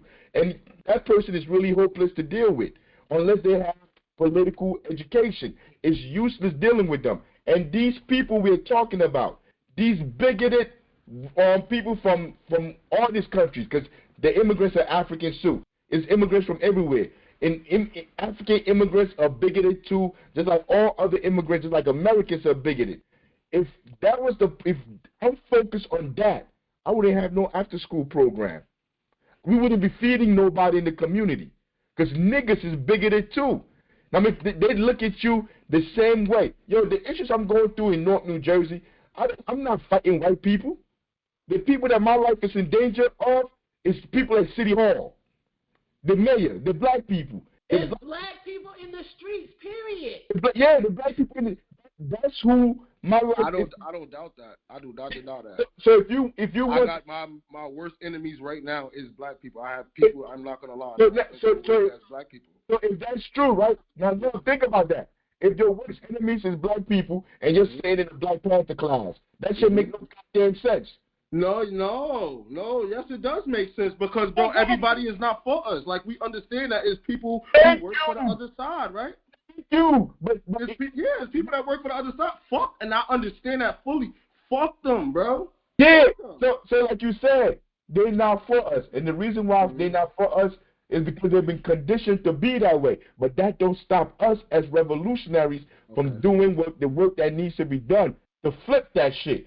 You don't just be like, yo, fuck them, bro. Like, them motherfuckers is Mexicans, they're Spanish, they this, that. Yo, I wasn't just them at all, because I'm saying everybody, bro. Because at the end of the day, think about it, gang. It's like, pardon my language, but, bro, people don't show up for us, bro. I swear to God, they don't have these energy and they don't have these talks. We don't show up for us, bro. They don't. We don't show up for us. Hey, love, check this out, don't, man. No, we listen. I appreciate you do, but I'm not gonna say that it's a majority. Everybody, I'm not. Hey, love, you said something. You said, pardon my language, whatever. Hey, love. I want you to talk how you talk, bro. You don't have to change nothing here. That's why I was trying to tell you to hold up. I want you to express yourself the way you express yourself. You feel me? Yes, sir. Yeah. I mean, but you finished saying what you were saying? You got your stuff out? Yeah, I'm good. All right, General Secretary, what you saying? I was just reiterating, we don't show up for us. All power to the people. We don't. So, I mean, it is So, what it is. Hey, Basil, what was you saying, Basil? We show up more than other people show up for ourselves. Okay, let's keep that spade a spade now. When something happens to our major stars or something, you show up. Look what happened with any what was that? Any black man. Okay, we're talking black, right? When something happens out there, we show up for a lot of things more so than anybody else. Okay, we show up when we need to show up. Now, when we look at other people, and I know what this brother is saying. I go into a store, right, that could be whatever owned, and they look me up and down. And I'm saying to myself, why would you be looking me up and down, and I'm coming and spending money in your Why store? they look at you like that? You know, when we buy something, when they in a little circle, they act different, bro. It's different than when we. Why they look at you We all got our own favorites, bro. I got a lot, bro. My best friend right now is Spanish, my nigga. I'm not saying I'm not on no weird shit. Like I'm not. I don't condone by race, bro. I don't judge by race. Sorry, my nigga. I know how to analyze a person. It's about character. And I'm saying when you in the environment and it's just you the darkest motherfucker in the room, it's a different situation always. Am I disagreeing with you, love? Mhm. Am I disagreeing with you? That's cool. No. I said I'm not disagreeing with you. Okay. So my thing is this: we work with those people. Love, I'm not disagreeing with you. No, you're not. I'm saying we work with those people. No. I was talking to Love. I want Love to get the understanding. Love, I'm not disagreeing with you. Mhm. Huh? Mhm. What you keep saying for? No, because you said I thought you was about to say something else. You said No, I'm not disagreeing with you. I thought you were about to say something else. No, I'm asking you. You said when you be in that space, how they be acting funny, how they be moving and stuff. And I'm saying, it's not even a problem. Like I don't even look at it like that's affecting my life. I will say that it does not affect my life. I'm just saying, I'm not disagreeing with you that they don't do that, or I'm not agreeing with you. I am agreeing with you. They do that. Yeah. Okay. You heard me? Mhm. I'm agreeing with you. They do, and I'm telling you, yes, they do that because that's how they've been socialized to be. Yeah. Just like us, we gotta have the same. We got the same grace for ourselves. We fucked up too. We some fucked up people, bro. So you know where I'm at with it. Where I'm at with it is building the institutions to make sure we could do something about that shit. Absolutely. And you know how we do it? Okay. We start changing our attitudes, how we feel about each other. It's the media that put these images out there overseas about us. So what we need to do is to start to change those images. It's all control. They don't just get these attitudes. They have the most derogatory pictures of us across the world. And they come here and they see this and they have their own preconceived ideas based on media. So that's why it's important for us black people not to talk about black people. We should always respect black people, black men, black women. It should be no other. No matter their political philosophy, right? No matter what, you never hear a white We gotta man call out say, the traitors, though. You never hear a white man say, "I'm not gonna be with no black woman." You never hear a white man say I don't like that. shit. Okay, But I ain't gonna be with it's black traders that you can't do. It's black traders. There's a lot of black traders. A lot. Can I get a couple words in a couple seconds whenever it's possible, please? Hey, hold on. Who that? Who said they want to get a couple of words in? This is Muta. Oh, hey, yo, go ahead, Muta. What's going on? Miss Basil, how are you? I'm fine, Muta. How are you? I'm blessed. Amen. I had a black person take away my job. I had a black person send gang members at me. Should I not publicly let people know about that black person? Or should I say because that person is black, I should endure the abuse? No, the thing that you should do, I don't think we should put a lot of things on Front Street. Okay, I think we should put them on Black Street. I'm saying that's wrong. That's wrong. That's what I'm saying. That's wrong, and you should call. I'm saying, listen. Yeah, I'm saying no, that's wrong. He need justice, but I'm saying that. I'm familiar with how to stop abuse. So I'm familiar with de-escalation processes. And the first thing you are to do when you are being abused is you make it public, because most abusers don't want the public to know that they're an abuser. Most abusers try to have a public display of self-righteousness. So when you are being abused, whether it's your daughter, whether it's your son, if your family member is being abused, I don't care what color they're being abused by, the first thing they should do is make that abuse public. Hey, all power to the people. We ain't never gonna get to these videos, but I'm gonna try. Let me play this one. I want you to hear this conversation. Hear your mama starve and be the best. That's why she came here. All these other people have to look for a better life. I can see the fucking shame in your fucked up face. I see them shaming you.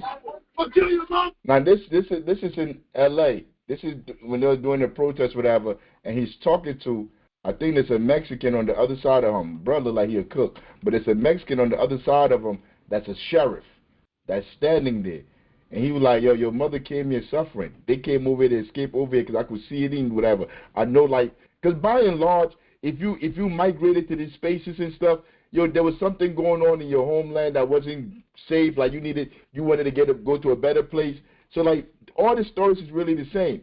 And he's speaking to the other sheriff, and he's telling him like, how you gonna be over there, over here harassing your own people? But let me play. People, they're taking them in. What crime did they make? What crime did they commit? Nothing. What? This is. That's who he's talking to. I want you to keep watching and see what happens. I'm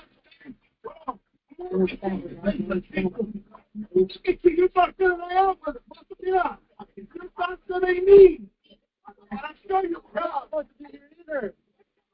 You should be the man. Cuidado, puto, porque you didn't have the balls to set up. Yo, the other video that I had was a longer video. There's a black officer that came and removed him from the line and put somebody else there. Yo, because it affects you. It affects you. You cannot tell me that sheriff that's Mexican or whatever, I don't know where he's from, but you can tell that sheriff doesn't have relatives, families that's going through the same thing. And you have to go get a job to go out there and grab these people and go put them away. It's not like you don't have millions of immigrants that are out here raping people, doing all these crimes. I'm going to tell you a secret. When the person is an immigrant and they come to this country, yo, they don't want to get into politics.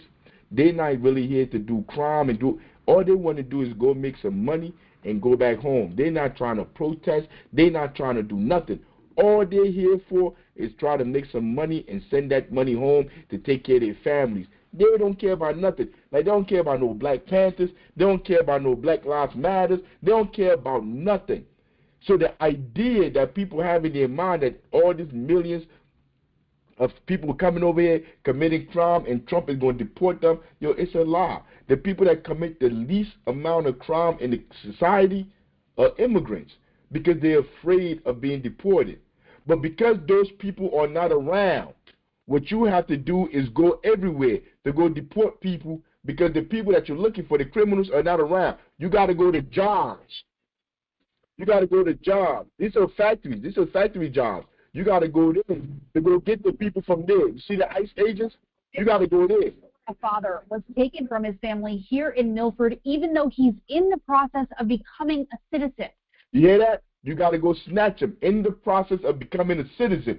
You got to go snatch them. It doesn't matter. And there's no what you call it, due process. As soon as they snatch them, like in a few hours, they'll find themselves in what you call it. Toledo says in Mexico, Guatemala. Sometimes they find themselves in countries they're not even from. In a prison that they're not even from. And they're not even illegal. These people are not illegal. These are people, like you heard him. He's going through the process. Into custody on May 30th. Agents initially told her they would let him go if she showed them an approved I-130 petition, a crucial step in the process of becoming a citizen. But then when she showed them the documents, they said they might be fake. He ended up spending several nights sleeping on a wet bathroom floor in a detention center. This is the people that they grabbing. So if that's my man, like my love just said, he got a best friend, whatever, and they came in there and grabbed your man, and you know he got the paperwork, he doing what he's supposed to be doing. Yo, ain't no way in hell I'm gonna be mad at Love because Love came outside to try to protect his man. Yo, that's what he's supposed to be doing. I mean, like if when you know people, you see, that's why Mal was talking about working with people in the community. Because once you know the people in the community, once you build bonds with them, yo, the imperialists cannot come in and separate you. Now let me go to the next one. All of them, all the videos are the same. Like there's no sound to this one. Like look, that makes mad sense. I'm not gonna lie. I just but look put at it this a different perspective for me. Look, this is another family. Now imagine that's me, Love, and I'm watching my wife. That they're about to take my wife and leave. Yo, I'm going to rebel. I'm going to protest. Yo, I will throw rocks, whatever, at that car, whatever I could to stop it. I mean, but you have no power. There's nothing he could do. All he could do is just stand there and cross a grown man and watch his family be ripped apart. This is what people are going through. They're not. Look at him. He don't look like no criminal. He don't look like he coming out of. I mean, like it's just. You know what? At least one case, a Gestapo agent appeared as soon as the judge declared a not guilty verdict, took the defendant into custody, and said, "Kommt nach Dachau, to Dachau." Now, does that sound familiar? Does that sound like exactly what is happening in the U.S. right now with immigrants being snatched up by... You think these are criminals that they just driving around, running up, snatching people? They're just snatching people, throwing them in cars. This is what caused riots. This is what caused rebellion, revolutions. They're not going to grab people that have been committing crimes, raping people, doing all of that. Yo, these are all excuses that they use to destroy and break a family for what? For money. They make money off this. Go look at the detention centers. Yo, I just showed you what them ICE agents are making. $42,000 bonus on top of your check.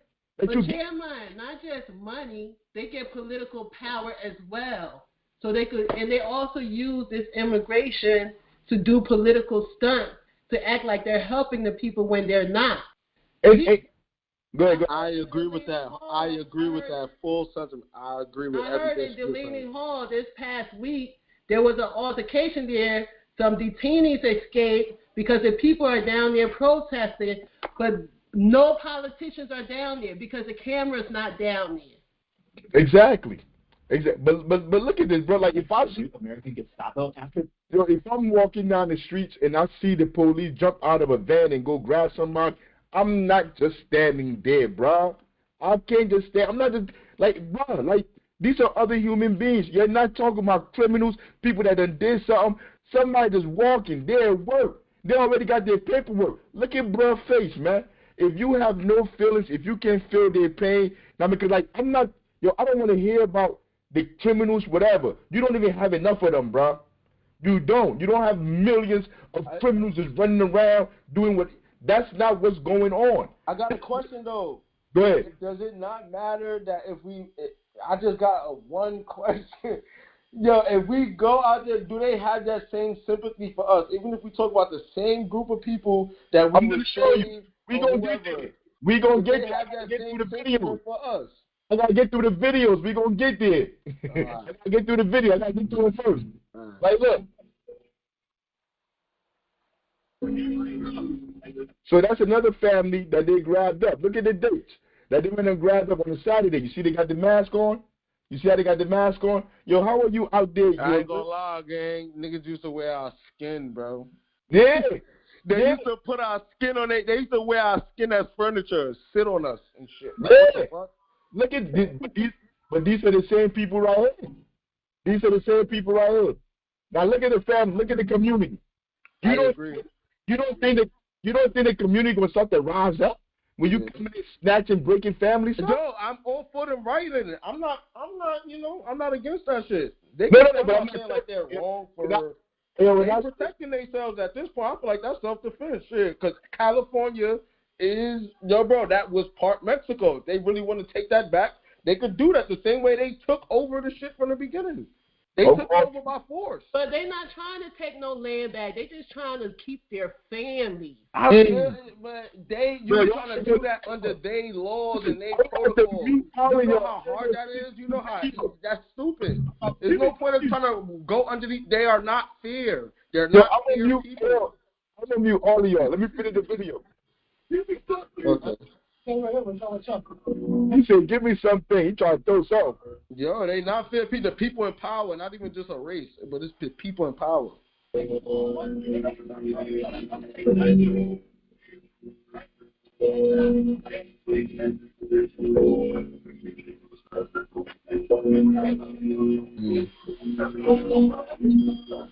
that's just a community in. Now look, this is at court. This is at court again.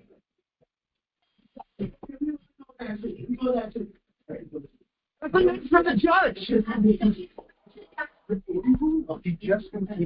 Yo, I ain't gonna lie. I understand the whole shit, bro. I still can't get my CCW in Jersey because of some shit I did when I was 16, bro. Like, literally. That's the only thing holding me back from me being able to get an arm and be able to rightfully take my gun outside, bro. They let me buy the gun. I got the gun, but had the gun for over a year, bro. Let me get through this video, then we're going to talk about your gun. All right. Let's go. Word up. Just so you know, he has a case reset for 30 days from now. That's one contract, but he has to be here. They don't care. You guys got come down here, please. Yeah, they think they're right on him. They don't care.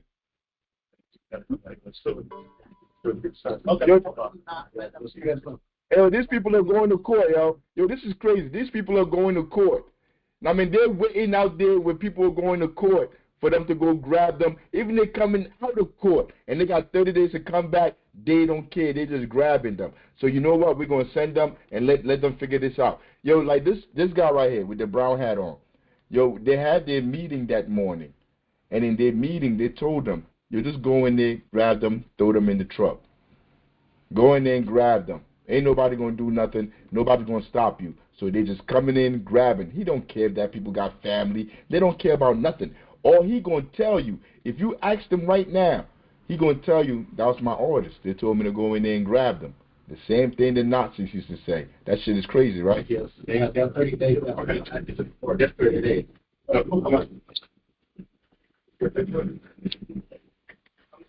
Yo, look how they, you see the African?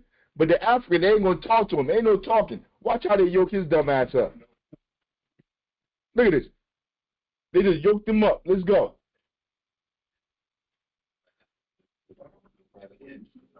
Look. People in court. They just coming in, they grabbing them. They're not going after no criminals. They go another one. They divorced, trying to pay the bills. Now they don't have a job. They were carried out of here where they couldn't even bring their lunch bucket with them. I had 2 kids in there yesterday afternoon, boys. So you know, he has a down here. This is me. I did this video. See, when I'm like, yo, I study, I read, and I understand the world I live in.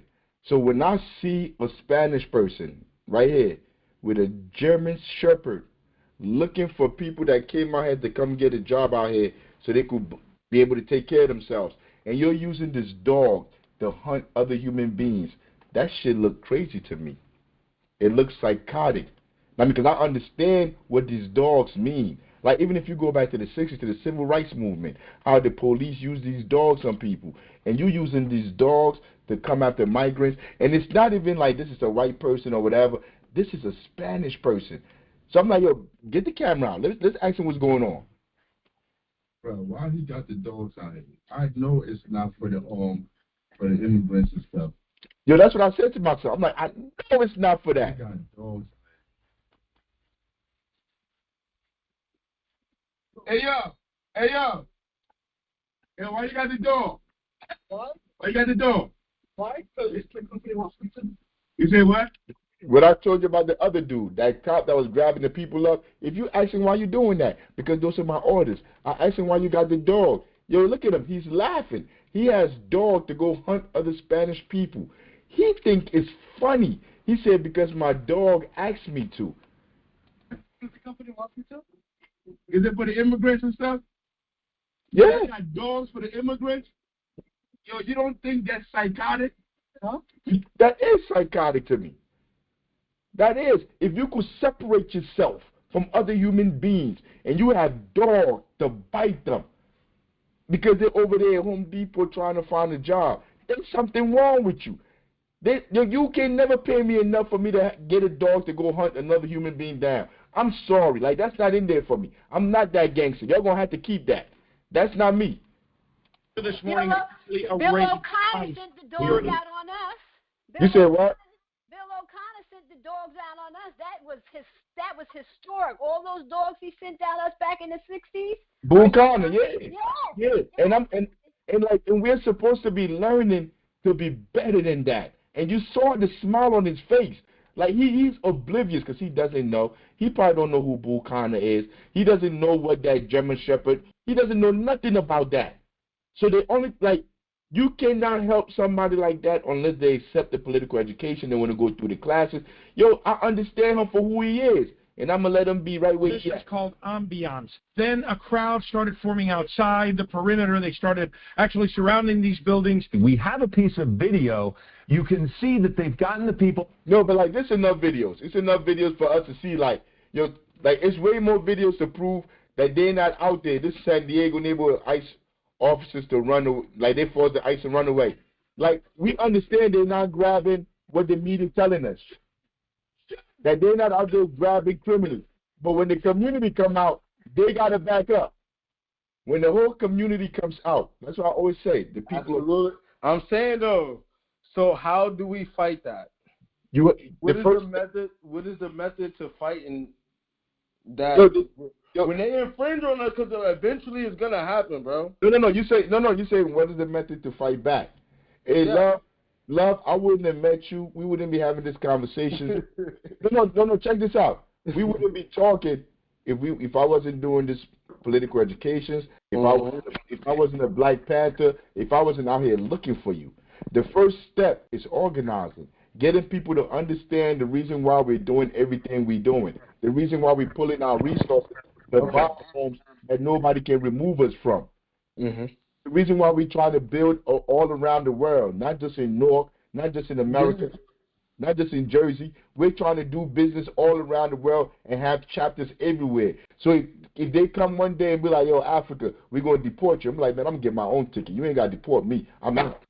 I mean, like that's how we got to come. Like, the first step in that is organizing political education. Like, right, we sit here, yo, this started at what time? 12 o'clock? It's 1:49. Yo, we had to get ready for this show. So am I jumping the gun? What you mean? I'm jumping the gun? No. I'm just saying, like, we don't get paid for this. Nobody gets. I understand. I don't even care about getting paid, bro.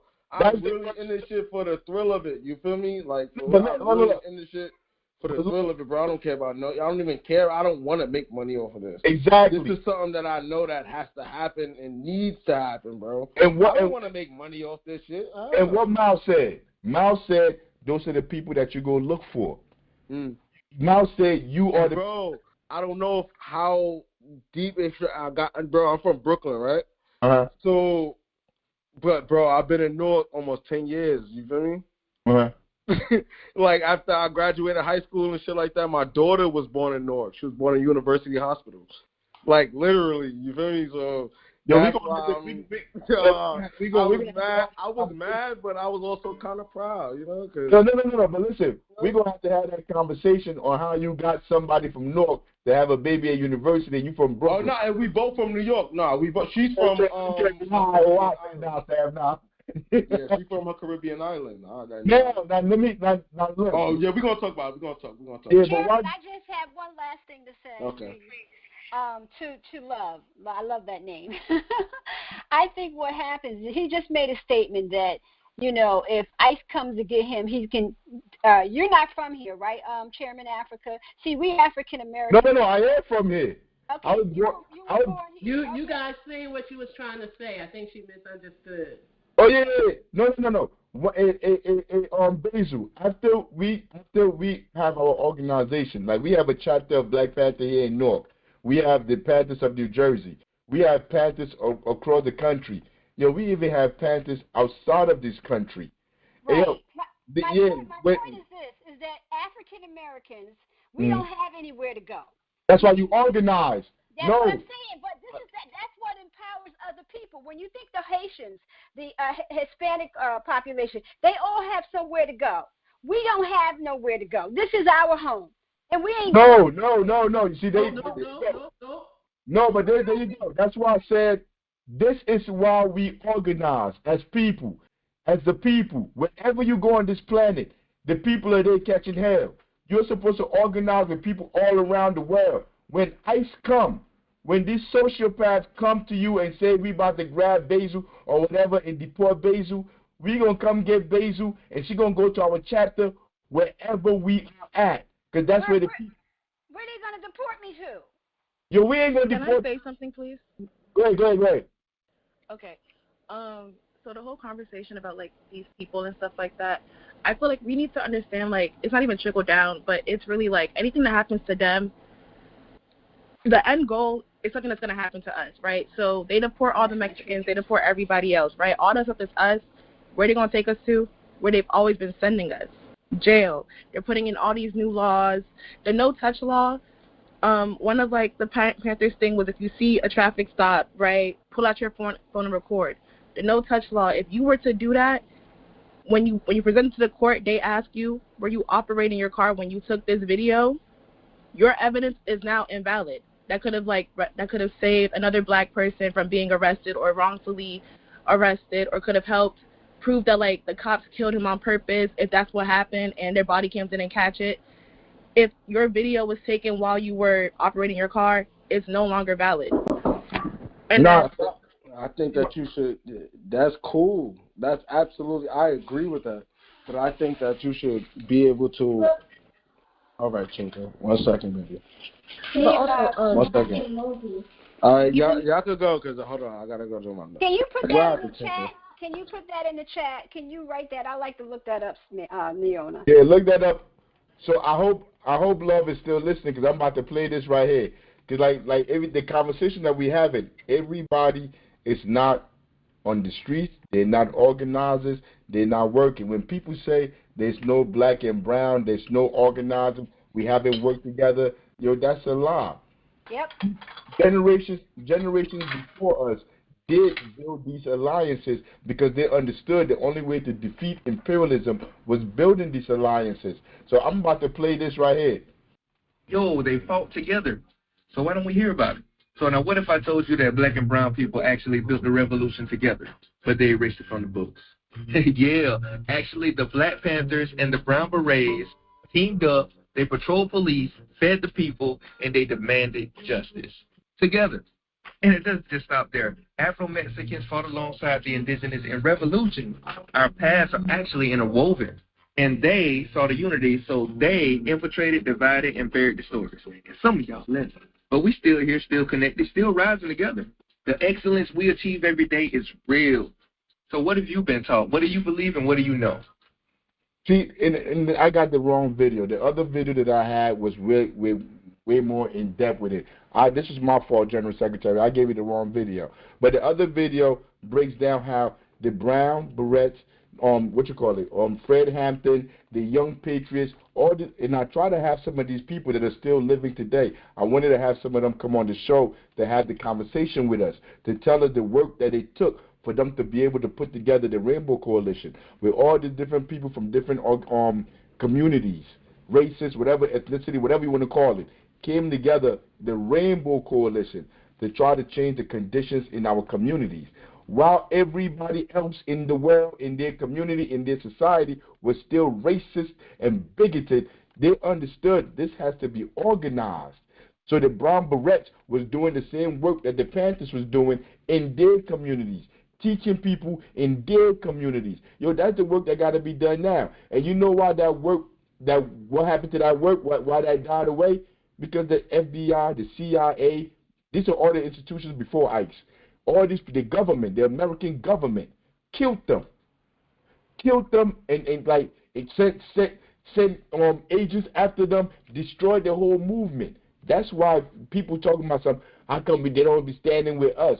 Because the government killed them and made sure they don't stand with you. The people that actually tried. So our duty now, in our time, our generation, is to build those alliances.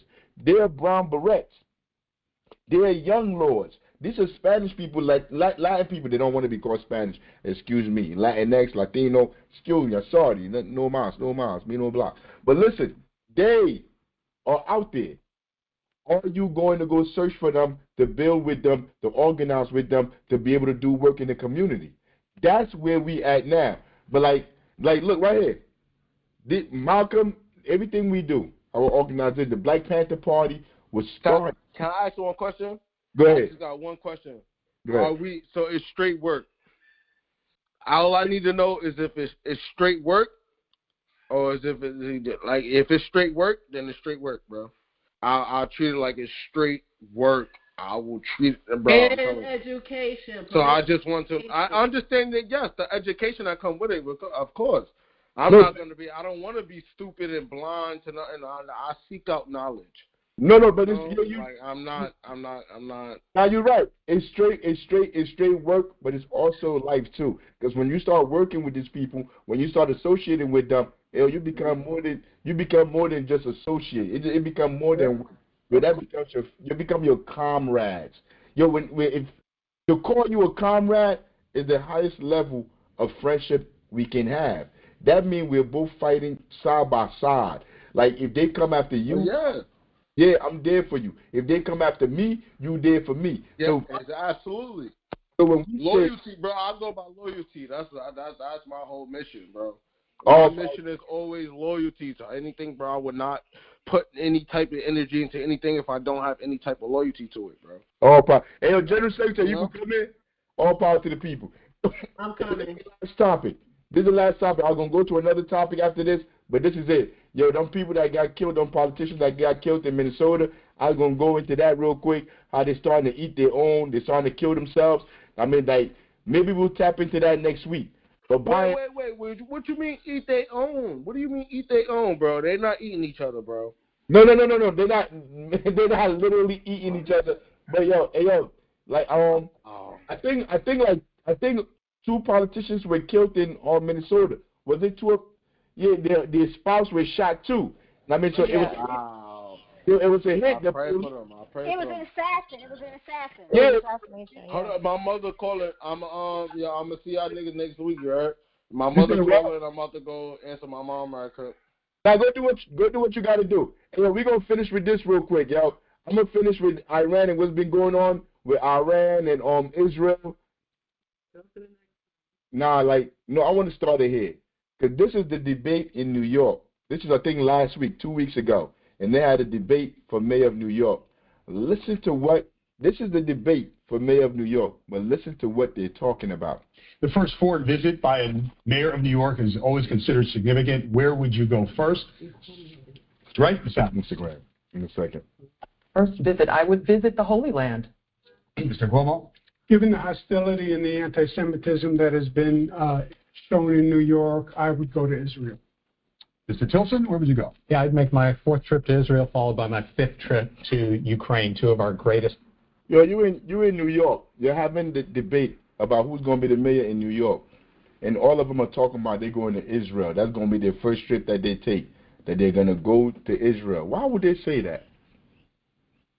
Why would they say they're going to Israel? Why are you in New York and you think like it's okay to tell people to say on camera and everything that you're going to Israel? Because the people that's funding their campaign, that's what they want them to say. Because these people right here are just suits. They really don't make no decisions. They make the decision for people that's funding their campaign. And the people that's funding their campaign control the government and control Israel. So they want everybody, they want those people that got the money to hear that they're going to go to where they want them to go. I wanted to play that to move on to something else, to move on to the next one. On this one bomb, they've said they don't. They just don't want to get attacked. They have said for years remove our sanctions, normalize relations, stop trying to overthrow us, tell your bulldog Israel to stop threatening us with war, and we can have perfectly normal relations, and we don't want a nuclear weapon. It's a much bigger headache than we want. We don't want it. But that is not the story that any American news channel tells ever. I'm shocked. We live in the world of narratives. So it's not about nukes, what you're saying. You're saying it's not about nukes, it's about regime change. I think, for sure. Yo, this is Jeffrey Sachs. He's been working in the government. He's been working for the United Nations. He's been doing this stuff for probably over like 50 years. This is not Africa telling you what's going on. He's telling you that Iran has been trying to stay out of war with Israel. And Israel has been coming at them. But once again, I'm going to say something to you that you're not going to hear anywhere else.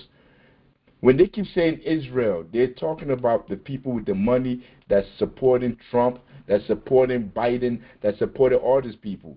They're talking about the money, the people with the money. Like, who has money enough to say they want to go take over a whole country, they want to go bomb a country? People like Sheldon Adelson, he's dead now, but his wife still controls his money.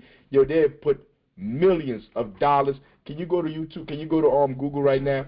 If you know what, you don't even have. I don't want to stop share. Yo, Google Sheldon Adelson. Yo, the first articles that come up, you start reading them. 500 million going to these people, to these politicians that he has spent. So like when Trump first came into office, and Trump came in and Trump talking about something, he's going to stop all these wars.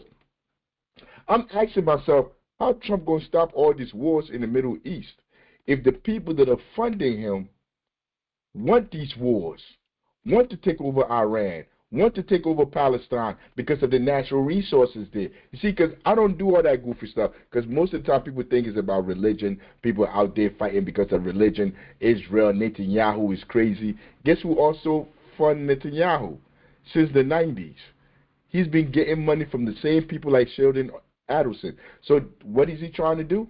He's trying to push the agenda across, because that's why they gave you the money. What has Sheldon wanted? Whenever you're dealing with these conflicts, go see what the people with the money want.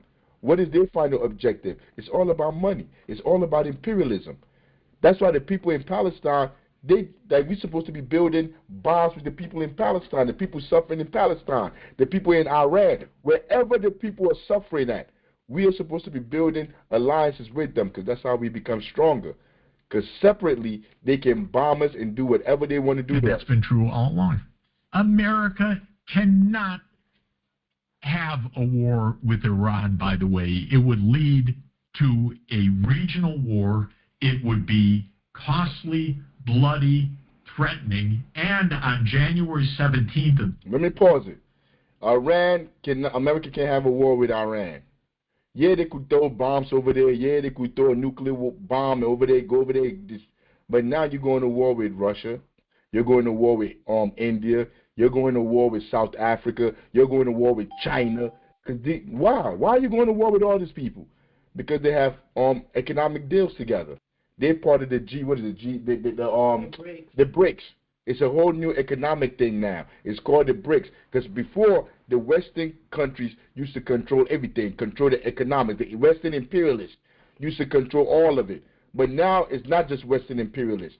You got Eastern imperialists. So Russia, China, Iran, India, all these different countries all together, South Africa, which has way more people. What are they? What's America? The G7, G8, G what? G7, whatever. Their economic stuff, they're not even as powerful as the new, new economic shit that been put together by these different countries, these BRICS countries. So he's telling you, Jeffrey Sachs, that worked in the American government, he's on MSNBC, he worked in the United Nations, he's telling you, you can't just go to war with Iran, because you're not only fighting Iran. You're going to be fighting all these different people. That is why everybody is saying it's going to be a world war. So if you didn't understand before, now you understand. And the people behind this world war are the rich people that's financing these politicians. Trump ain't nobody. Trump really ain't nobody. Biden ain't nobody. It's the people that's backing them with the money that control the CIA, the FBI. These are the people that's controlling and murdering people all over the place. And when it's a nuclear war, when wars are happening, you know what they're going to do? They're going to leave. Just like Netanyahu did. Netanyahu is not in Israel with them bombs, whatever's happening over there is happening. He done left. He's in Greece. This year, Iran signed a security agreement with Russia. So it would just open up another front of... Iran in January. You see, because Iran not stupid. These countries are not stupid. They know what Israel, well, America, or what these oligarchs are up to. So they're signing deals. They're having their own economic centers. And he's telling you they signed one in January with Russia. So you think Russia is just going to sit there and let you come in there and do what you want to do? You think China is going to sit there because they're all in business together? Potential nuclear war. President Trump's smart. He's trying to avoid this. Everyone's shouting. This was before this weekend. Everything Jeffrey Sachs is saying right here, everything they're saying was before this weekend. When Trump sat there and let them, I don't know, Trump ain't do nothing. The people that gave him the money, they told him what they wanted. He agreed with what they wanted before he took their money. Millions of dollars. At him, don't avoid it. Go to war. And for the president to prevail, he has all the authority he needs. But this noise, in the face of, I mean, they have a... Did I go to the next one? Yeah, I did. War with Iran will be World War III. Iran is not alone, and it will not remain alone. With Russia, we are at possibility of peace, but we're also at a possibility of nuclear war. They're both very close. And if we go to war with Iran, we make nuclear war all the more likely. Do you think that the people pushing us toward war with Iran understand that? No, I think that they're following a plan, clean break, 1996, and a plan, 1991, 7 wars in 5 years, that has been deep set, that has been Netanyahu's baby all the time. Netanyahu, I regard as one of the most... The important thing I want you to understand from what he's saying is these people are just following a plan. They're paid to follow a plan. Trump is paid to follow a plan. Netanyahu is paid to follow a plan. Who are these people paying them? And what do they want? And so they're paying them. They probably got their bomb shelters. They got their shelters for them and their families to be safe while they're out here bloviating, doing all this stuff, going back and forth about to start a nuclear war, that we're the only ones that are going to die. 1999 British Gas estimated that there's 1.1 trillion cubic feet of natural gas off the coast of Gaza and the Gaza Marina. They got a contract 26 years ago to get that gas, but Palestinians haven't seen anything since. There's also 1.7 billion. This is Matt Kennard. I think it's from England. But all of them, everybody's telling you the same thing. 1.7 billion barrels of oil, all this natural gas that's over there. That's why they're killing those people. That's why they're dropping those bombs. That's why they need them to leave. The imperialists. Our enemy is the imperialists. So now if you over here sitting here and you mad about the Palestinian person that's probably a bigot, and you ignore everything else that's been going on over there, the reason why they're doing what they're doing, then you're misguided.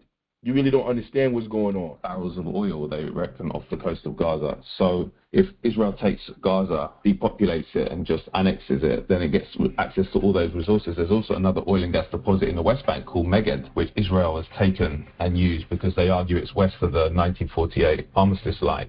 So they go. So why would Sheldon Adelson, his wife, why would all these people be paying Trump and them all this money to do all of that? Because it's billions. You pay millions to get billions. So they invested that money for them to harvest what's in that ground, that oil, that crude, that natural gas. That's why they did. That's why they're over there. That's why they're bombing those people in Iran, in Beirut. Excuse me. Now this is what you call it. This is Piers Morgan. I want you to see, because like, in my lifetime, I never thought I would get to a space where I'm seeing Israel really under attack and people really seeing Israel for what it is. But you can see from the maturation of Piers Morgan, he's a fraud. He's a fraud and a con man. This is how he used to act. This is how ignorant and bliss he used to act before. But watch how his tone changes. That Listen is to this. actually what genocide is. When you want to kill as many Jews as you can kill. Yeah, that's the problem here. Yeah, but that is genocide. Yo, that was June 2025. That's this year. Yo, he really made a quick turnaround. I mean, like, which shows that he was a fraud the whole time. This was in June. This was in June. What genocide is. This was 3 June 2025. And he's interviewing this guy, and he's acting like he doesn't know what none of these things are. But listen. When you want to kill as many Jews as you can kill. That's the problem here. Yeah, but that is genocide. No, that is the problem. You always say that they want to kill the Jews. They do. That is dangerous. You and I know that. But they do. Our problem is not. They don't make any. They don't make No. Our problem is not with the Jews, and even Hamas' problem is not with the Jews. It is with the Israelis. Why do they kill so many? He said our problem is not with the Jews. The Jews, whatever, it's a religion. Our problem is not with the Jews. Our problem was the Israelis. Israel is the one that's dropping bombs on us. So when you come up here and you say like, what you call it, like the Palestinian people want to kill all Jews, Iranian people want to kill all Jews, you're trying to change the subject. You're moving the goalposts because you really know the issue is not with the Jews. It is with the state of Israel that's dropping bombs and killing people. See, but Pierce is acting like he's too stupid to understand that. He's going to try to painstakingly try to explain it to him. They did not kill Jews, they killed Israelis. And I don't justify killing of Israel. It's not that I want them to kill Israelis. What religion do you suspect most of the Israelis were? It doesn't matter. It does matter. No, it makes a huge difference. They were not attacked because they were Jews. They were attacked because they were Israelis. It's a huge difference. Well, how many of the people who were killed were not Jewish? It doesn't matter. But would you like? It matters. No, it matters. Let me ask you a question. So many Palestinians were killed. Thousands of Palestinians were killed. Would you call Israel killed the Muslims in Gaza? You would say the Palestinians. And the Israelis were Israelis. They were not there as Jews. They were there as Israelis. And that is dangerous, Piers. It's not a religious war. You hear what he just said? When they're killing the Palestinians, they don't say all those Muslims, Israel just killed all those Muslims. That's not what they say. They say Palestinians. But now when you say Israel, they say Jews. You're killing Jews. No, because the reason why they want to say you're killing Jews, because they want Jews all around the world to feel like whatever happened to Israel is happening to them. That's why they do that. And Pierce is playing the game, trying to act like he doesn't know any better. This is a war between colonization and colonized, occupiers and occupied. People who have been living under blockade, under siege, under occupation for the past 77 years. It's not with the Jews. We never had a problem with the Jews. He just told you the crimes that Israel have been committing. These people have been living under this stuff for 70-something years now, under occupation. They control everything. They can't get nothing in unless Israel say they can get it in. This is how these people are living, in an open air prison. That's what they called it. That's the known term for Palestine, an open air prison. Because it's open, but you can't go nowhere. You can't get nothing in. And now they're starving the people there. The Jews as much as we love the Christians. But you have a problem with Israelis? Of course, we have a problem with the Israelis as occupiers. And the thing you say you have no problem with the Jews, but you have a problem with the Israelis. What is wrong with you, bro? Why you make me want to smack? The Jewish. I'm just astonished that you can't make the difference between the Jews and the Israelis, please. And you say it's because they're Israelis, not Jewish. Because they're occupiers. Because they occupied our country. And they're Jewish. No, just because they occupied our country. Because they're colonizers. Because they came to our country, kicked us out in 1948, and they killed thousands of Palestinians, including my grandparents. You know why Israel was set up. It was set up after World War II, in which Jewish people were the victims of an appalling Holocaust by Hitler and the Nazis, where 6 million of them were exterminated purely because of their ethnicity and being Jewish. That's correct. So the Jewish people were given the state of Israel. My country. Well, okay, I understand. Listen, I understand that argument. I understand the whole history, the whole argument. The story. But it wasn't Israelis given that place. It was the Jewish people. Yeah, but who are you to give the Jewish people my country? Who are you to give the Jewish people my country? But it all boils back down to imperialism, white supremacy, racism. That think you have the right to take somebody else's country from them and give it to somebody else. It's the same stuff they say now, like Iran, you can't get a nuclear weapon. Who do you think you are to tell Iran they can't get a nuclear weapon, but you got one? is because you think you're superior to them. You know how many Hamas terrorists you killed and how many children you killed. Now this is like what? This is new right here too. This is new. Now he done flipped the whole thing. Now he going off for Israel because he see the media. He see the media how everything has turned. So now he going off on. I think she's an ambassador or something. She's an ambassador, Israeli ambassador to England or something like that. I don't have the numbers. But let me tell you one thing. We never target civilians. So this question How many children have you killed? Pierce, Israel is not killing children. Israel is not killing children. Hamas is using Israel is killing children. Hear that? Israel is not killing children. Like, we all stupid for over a year now. We haven't seen all them children, them babies dying over there. We ain't seen that. Israel is not killing children. Every single day. Pierce, why pretend otherwise? You're putting on Israel. You know it's not true. What? No, it's not actually. And what you're trying to do is be very weaselly with your words. Yeah, the truth is, you are killing a lot of children. You would argue hang on, let me finish. Yo, the funny thing about this is, I can play you years since whatever happened over there, because like with the statements they give us, what they tell us happened in Israel, with Hamas or whoever coming through, I don't even believe nothing they say. I can't trust nothing the government say. I mean, like, I don't believe none of that. They probably let them in, just like they let in the migrants here. They probably set the whole thing up because they created ISIS. They created all these groups. So like, we can't believe what they say. But since what happened in Israel happened when they went over there and all those anyway, all the people from Israel were killed. Since then, Piers Morgan been on TV going off, taking up for the Jewish cause. You saw how I was just playing the video. He acting stupid. Like, he don't understand the difference between who's in Israel and Jews and the Israel state and Jews. He want to act stupid. That's how he's been acting his whole life since I've known him. He's been acting that stupid.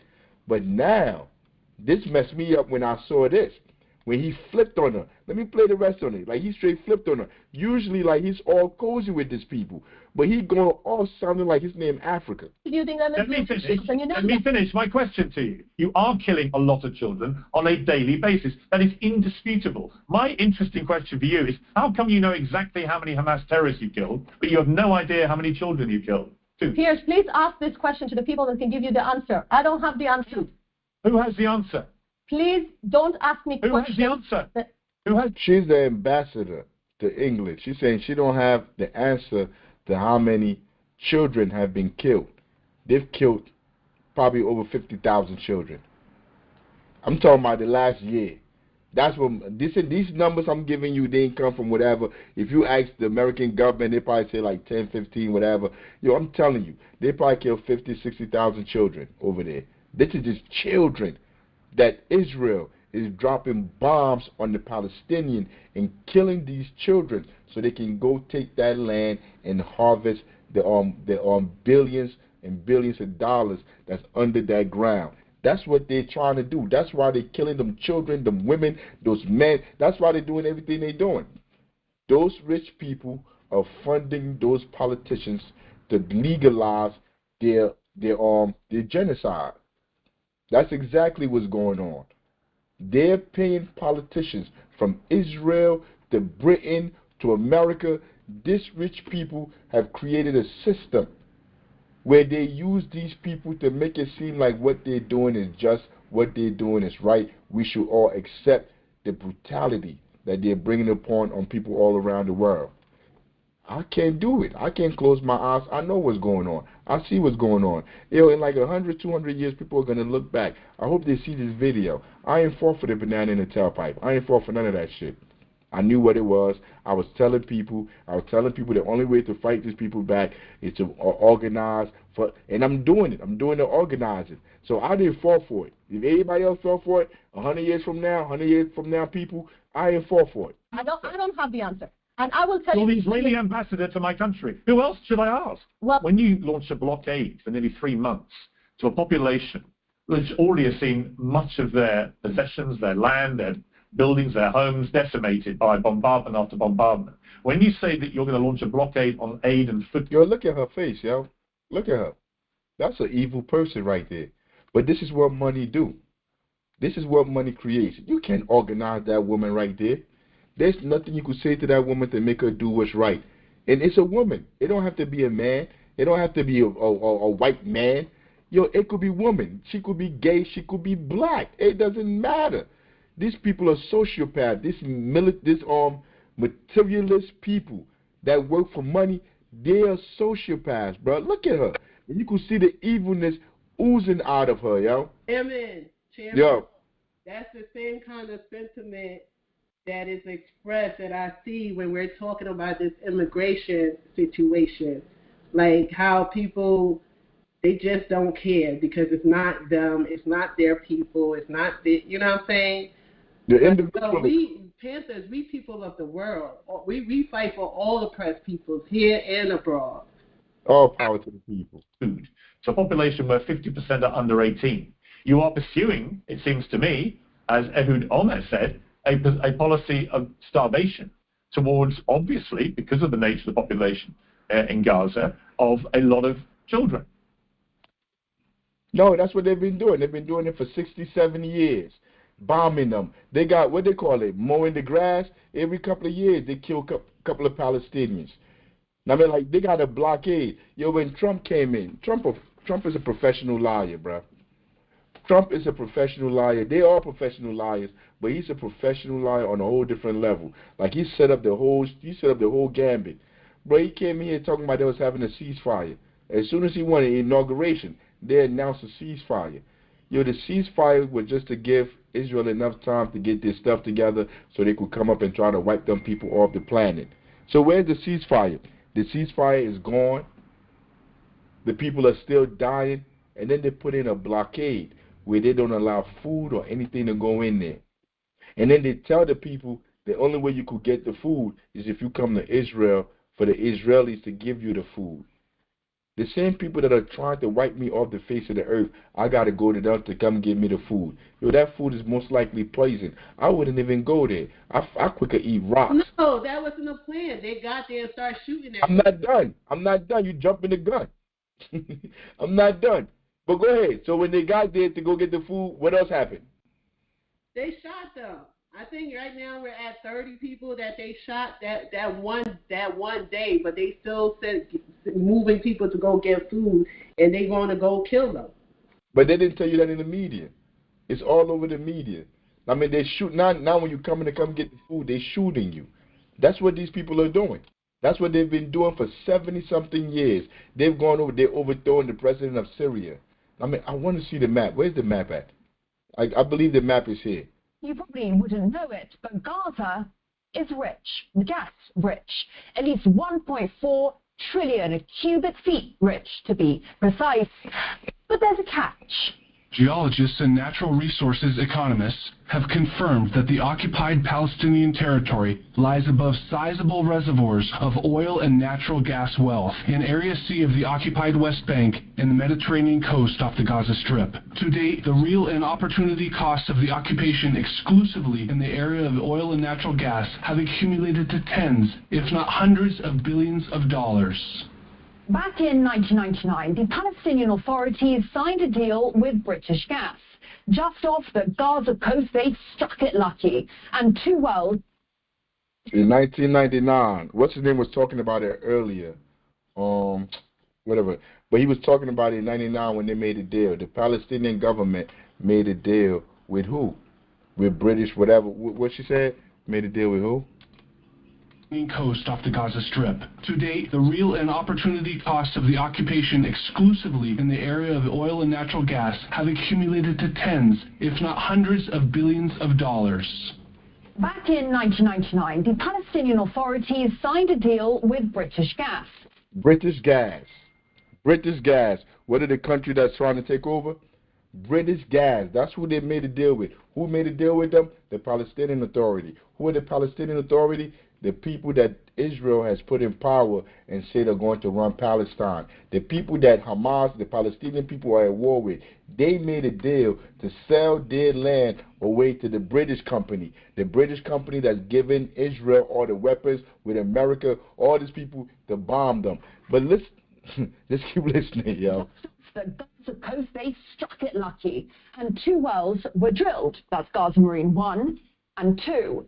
It was a multi-billion-dollar gifts from God, an economic boon both home and abroad. This is one of the key messages here today. There will be gas available for export.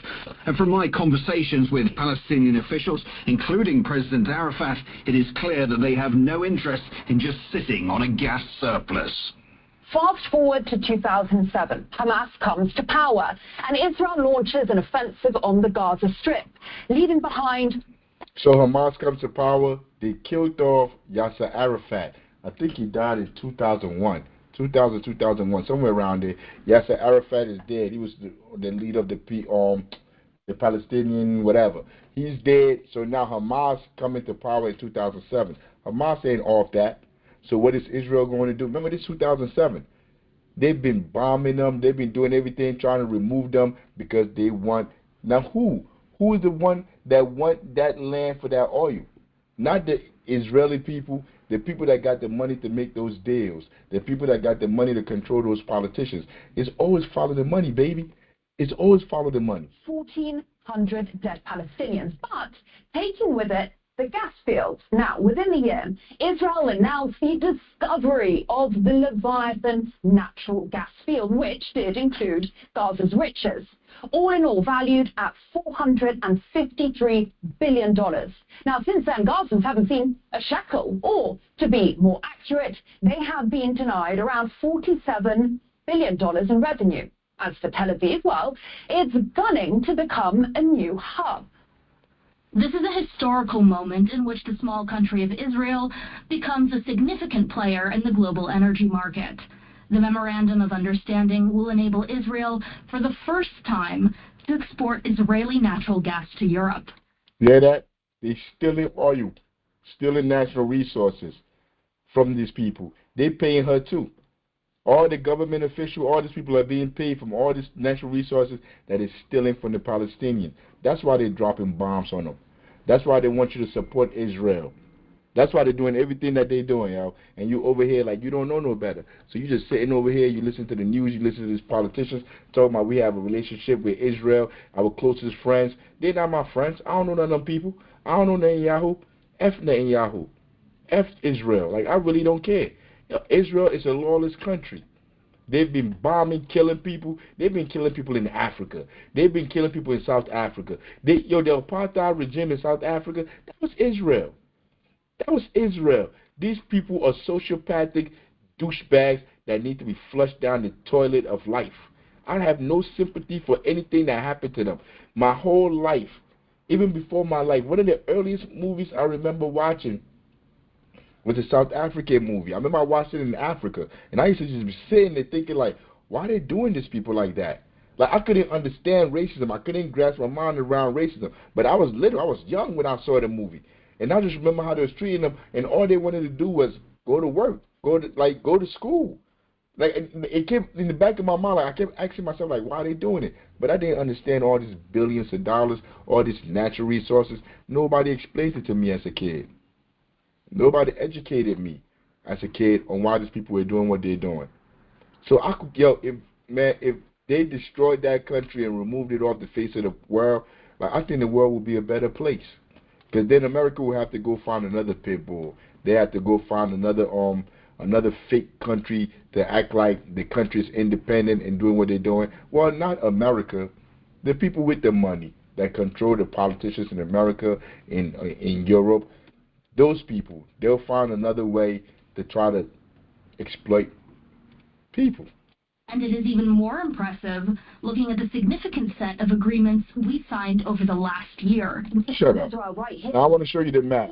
This is the map I want to get to. Wait. Let me see. Run through this then. Moment in time. So we're talking 2022. Russian oil and gas were sanctioned. You see Israel, you see Iran. This is Russia is up here, but this little small, this is as big as New Jersey. Them is the one that's going to war with everybody over here. They're not going to war with everybody over here.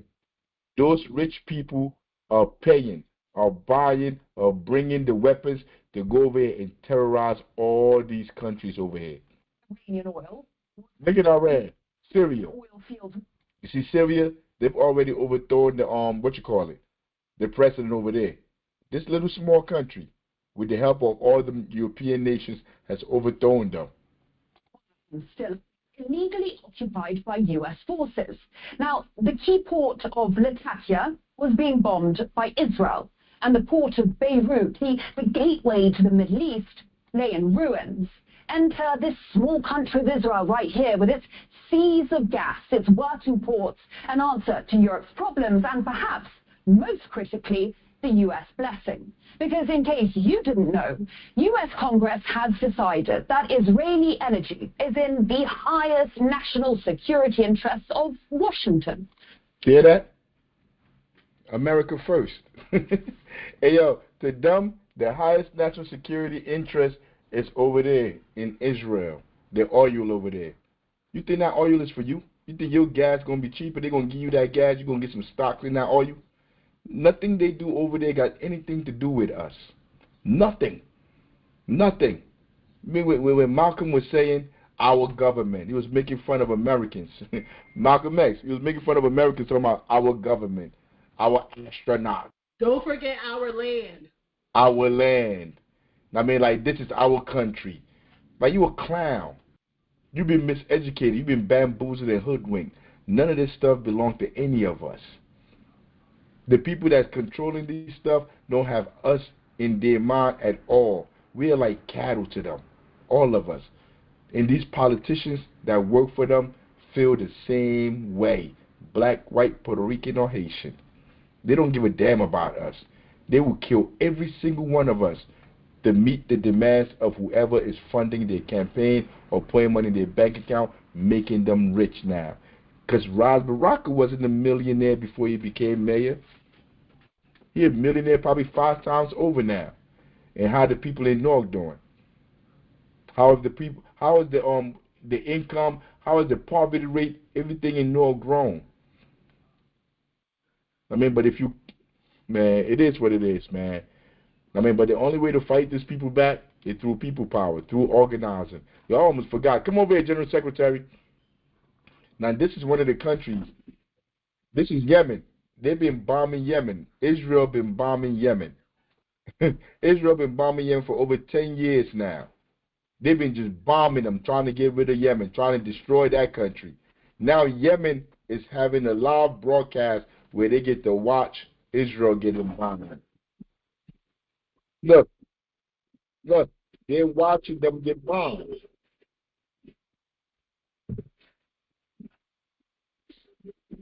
That's how much people hate. That's how much people hate Israel, because Israel has been a lawless country for a long time. What happened first was Netanyahu. You got to hurry up because when I'm talking, you could go to what you call it. You could go to it when you come back. But Trump, since he came in, he's been lying. So Trump told Iran, "Yo, we're going to negotiate. We're going to make a deal." But the whole time he's talking to them, he was giving Israel the opportunity to go and have a secret attack and bomb them. So while these people were negotiating with Trump, thinking like, yeah, we negotiate. I don't know why you negotiate with America anyway. You could go back. Like, I would keep talking about the black Jacobins. In there he says, like, there's no reason to ever negotiate with these imperialists. There is nothing. There is no deal that they will ever keep. But they was over there trying to, let me show you this video first. Let me explain this. You got to go again? So, what you call it?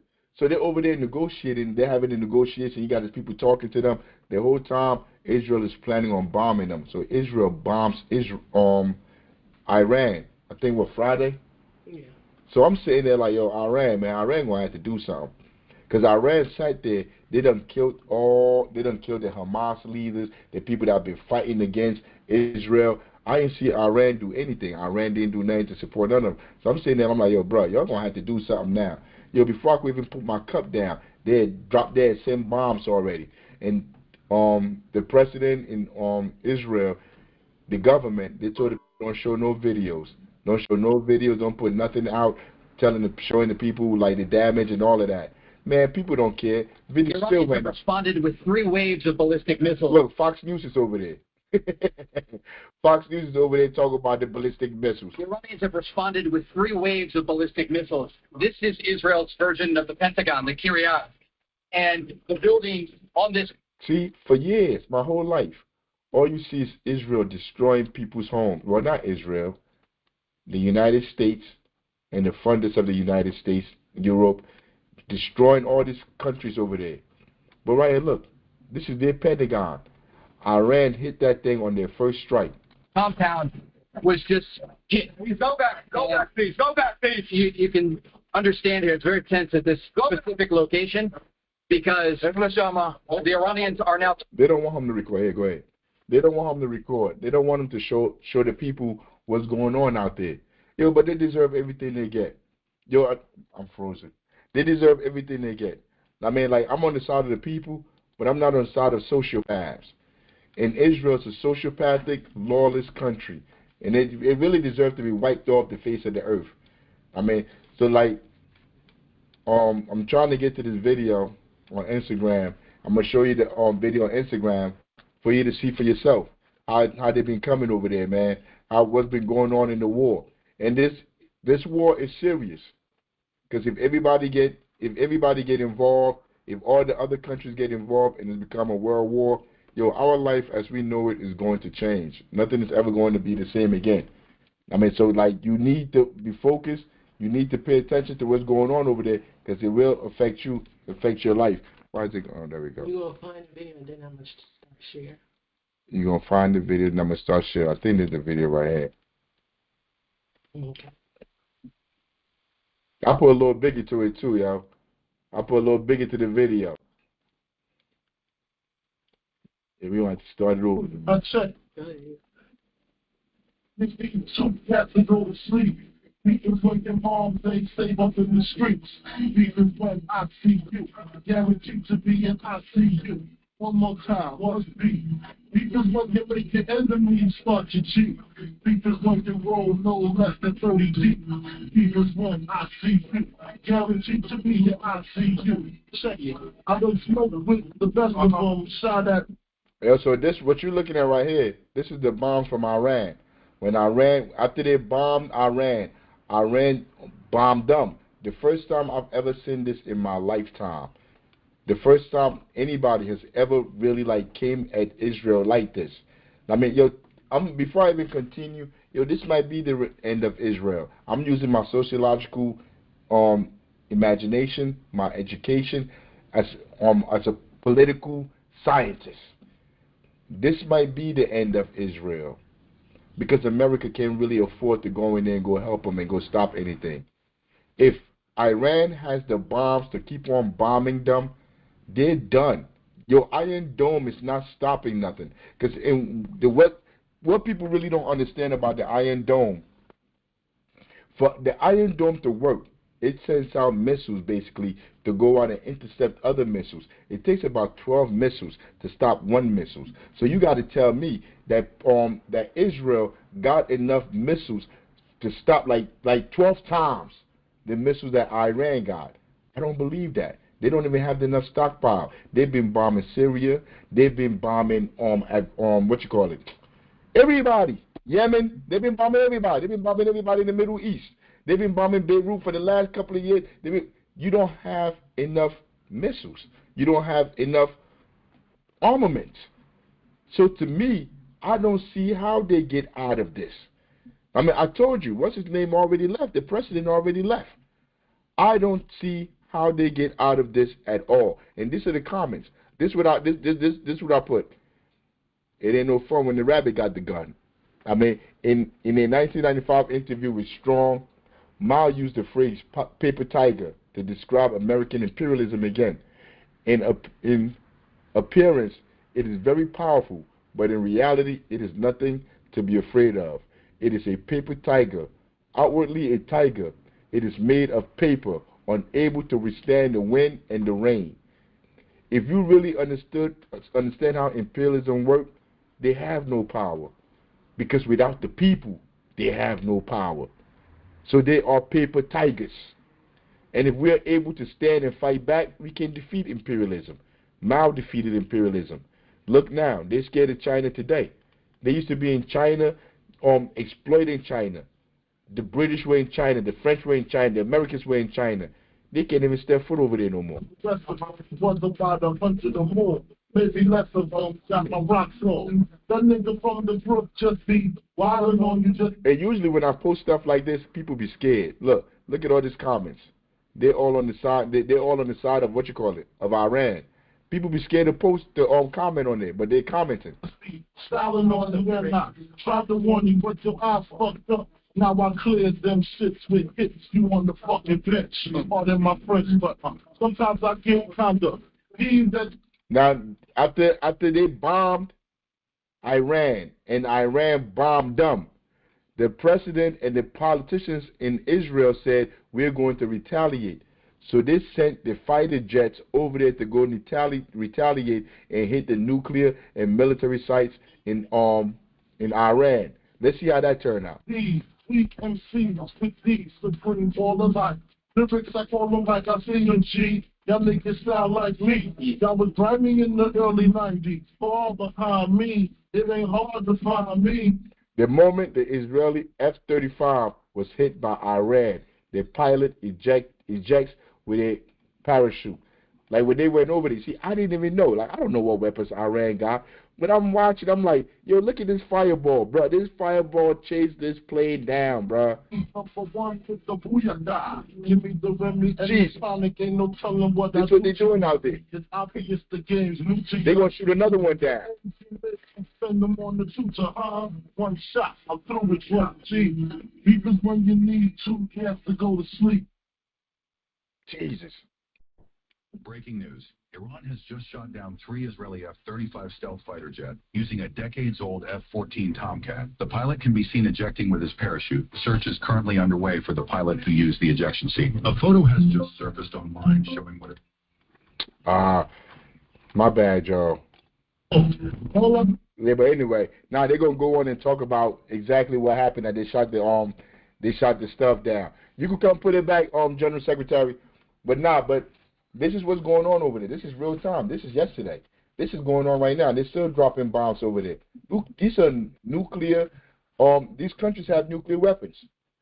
Iran got nuclear facilities. I don't know if they have nuclear weapons, but they got nuclear facilities.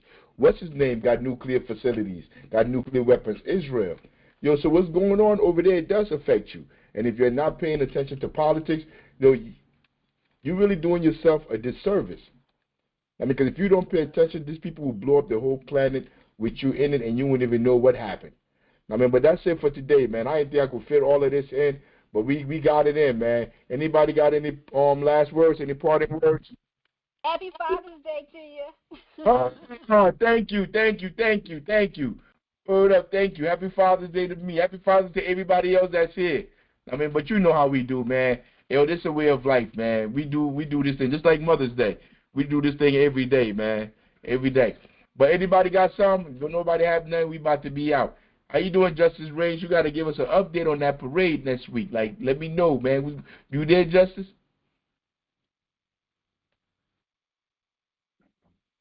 Is that you, Milton? Milton Conway? Talk to me, Milton. Nobody ever want to talk to me. I know my voice. No, they're there, but they're not answering. Yeah, they probably just don't got the headphones.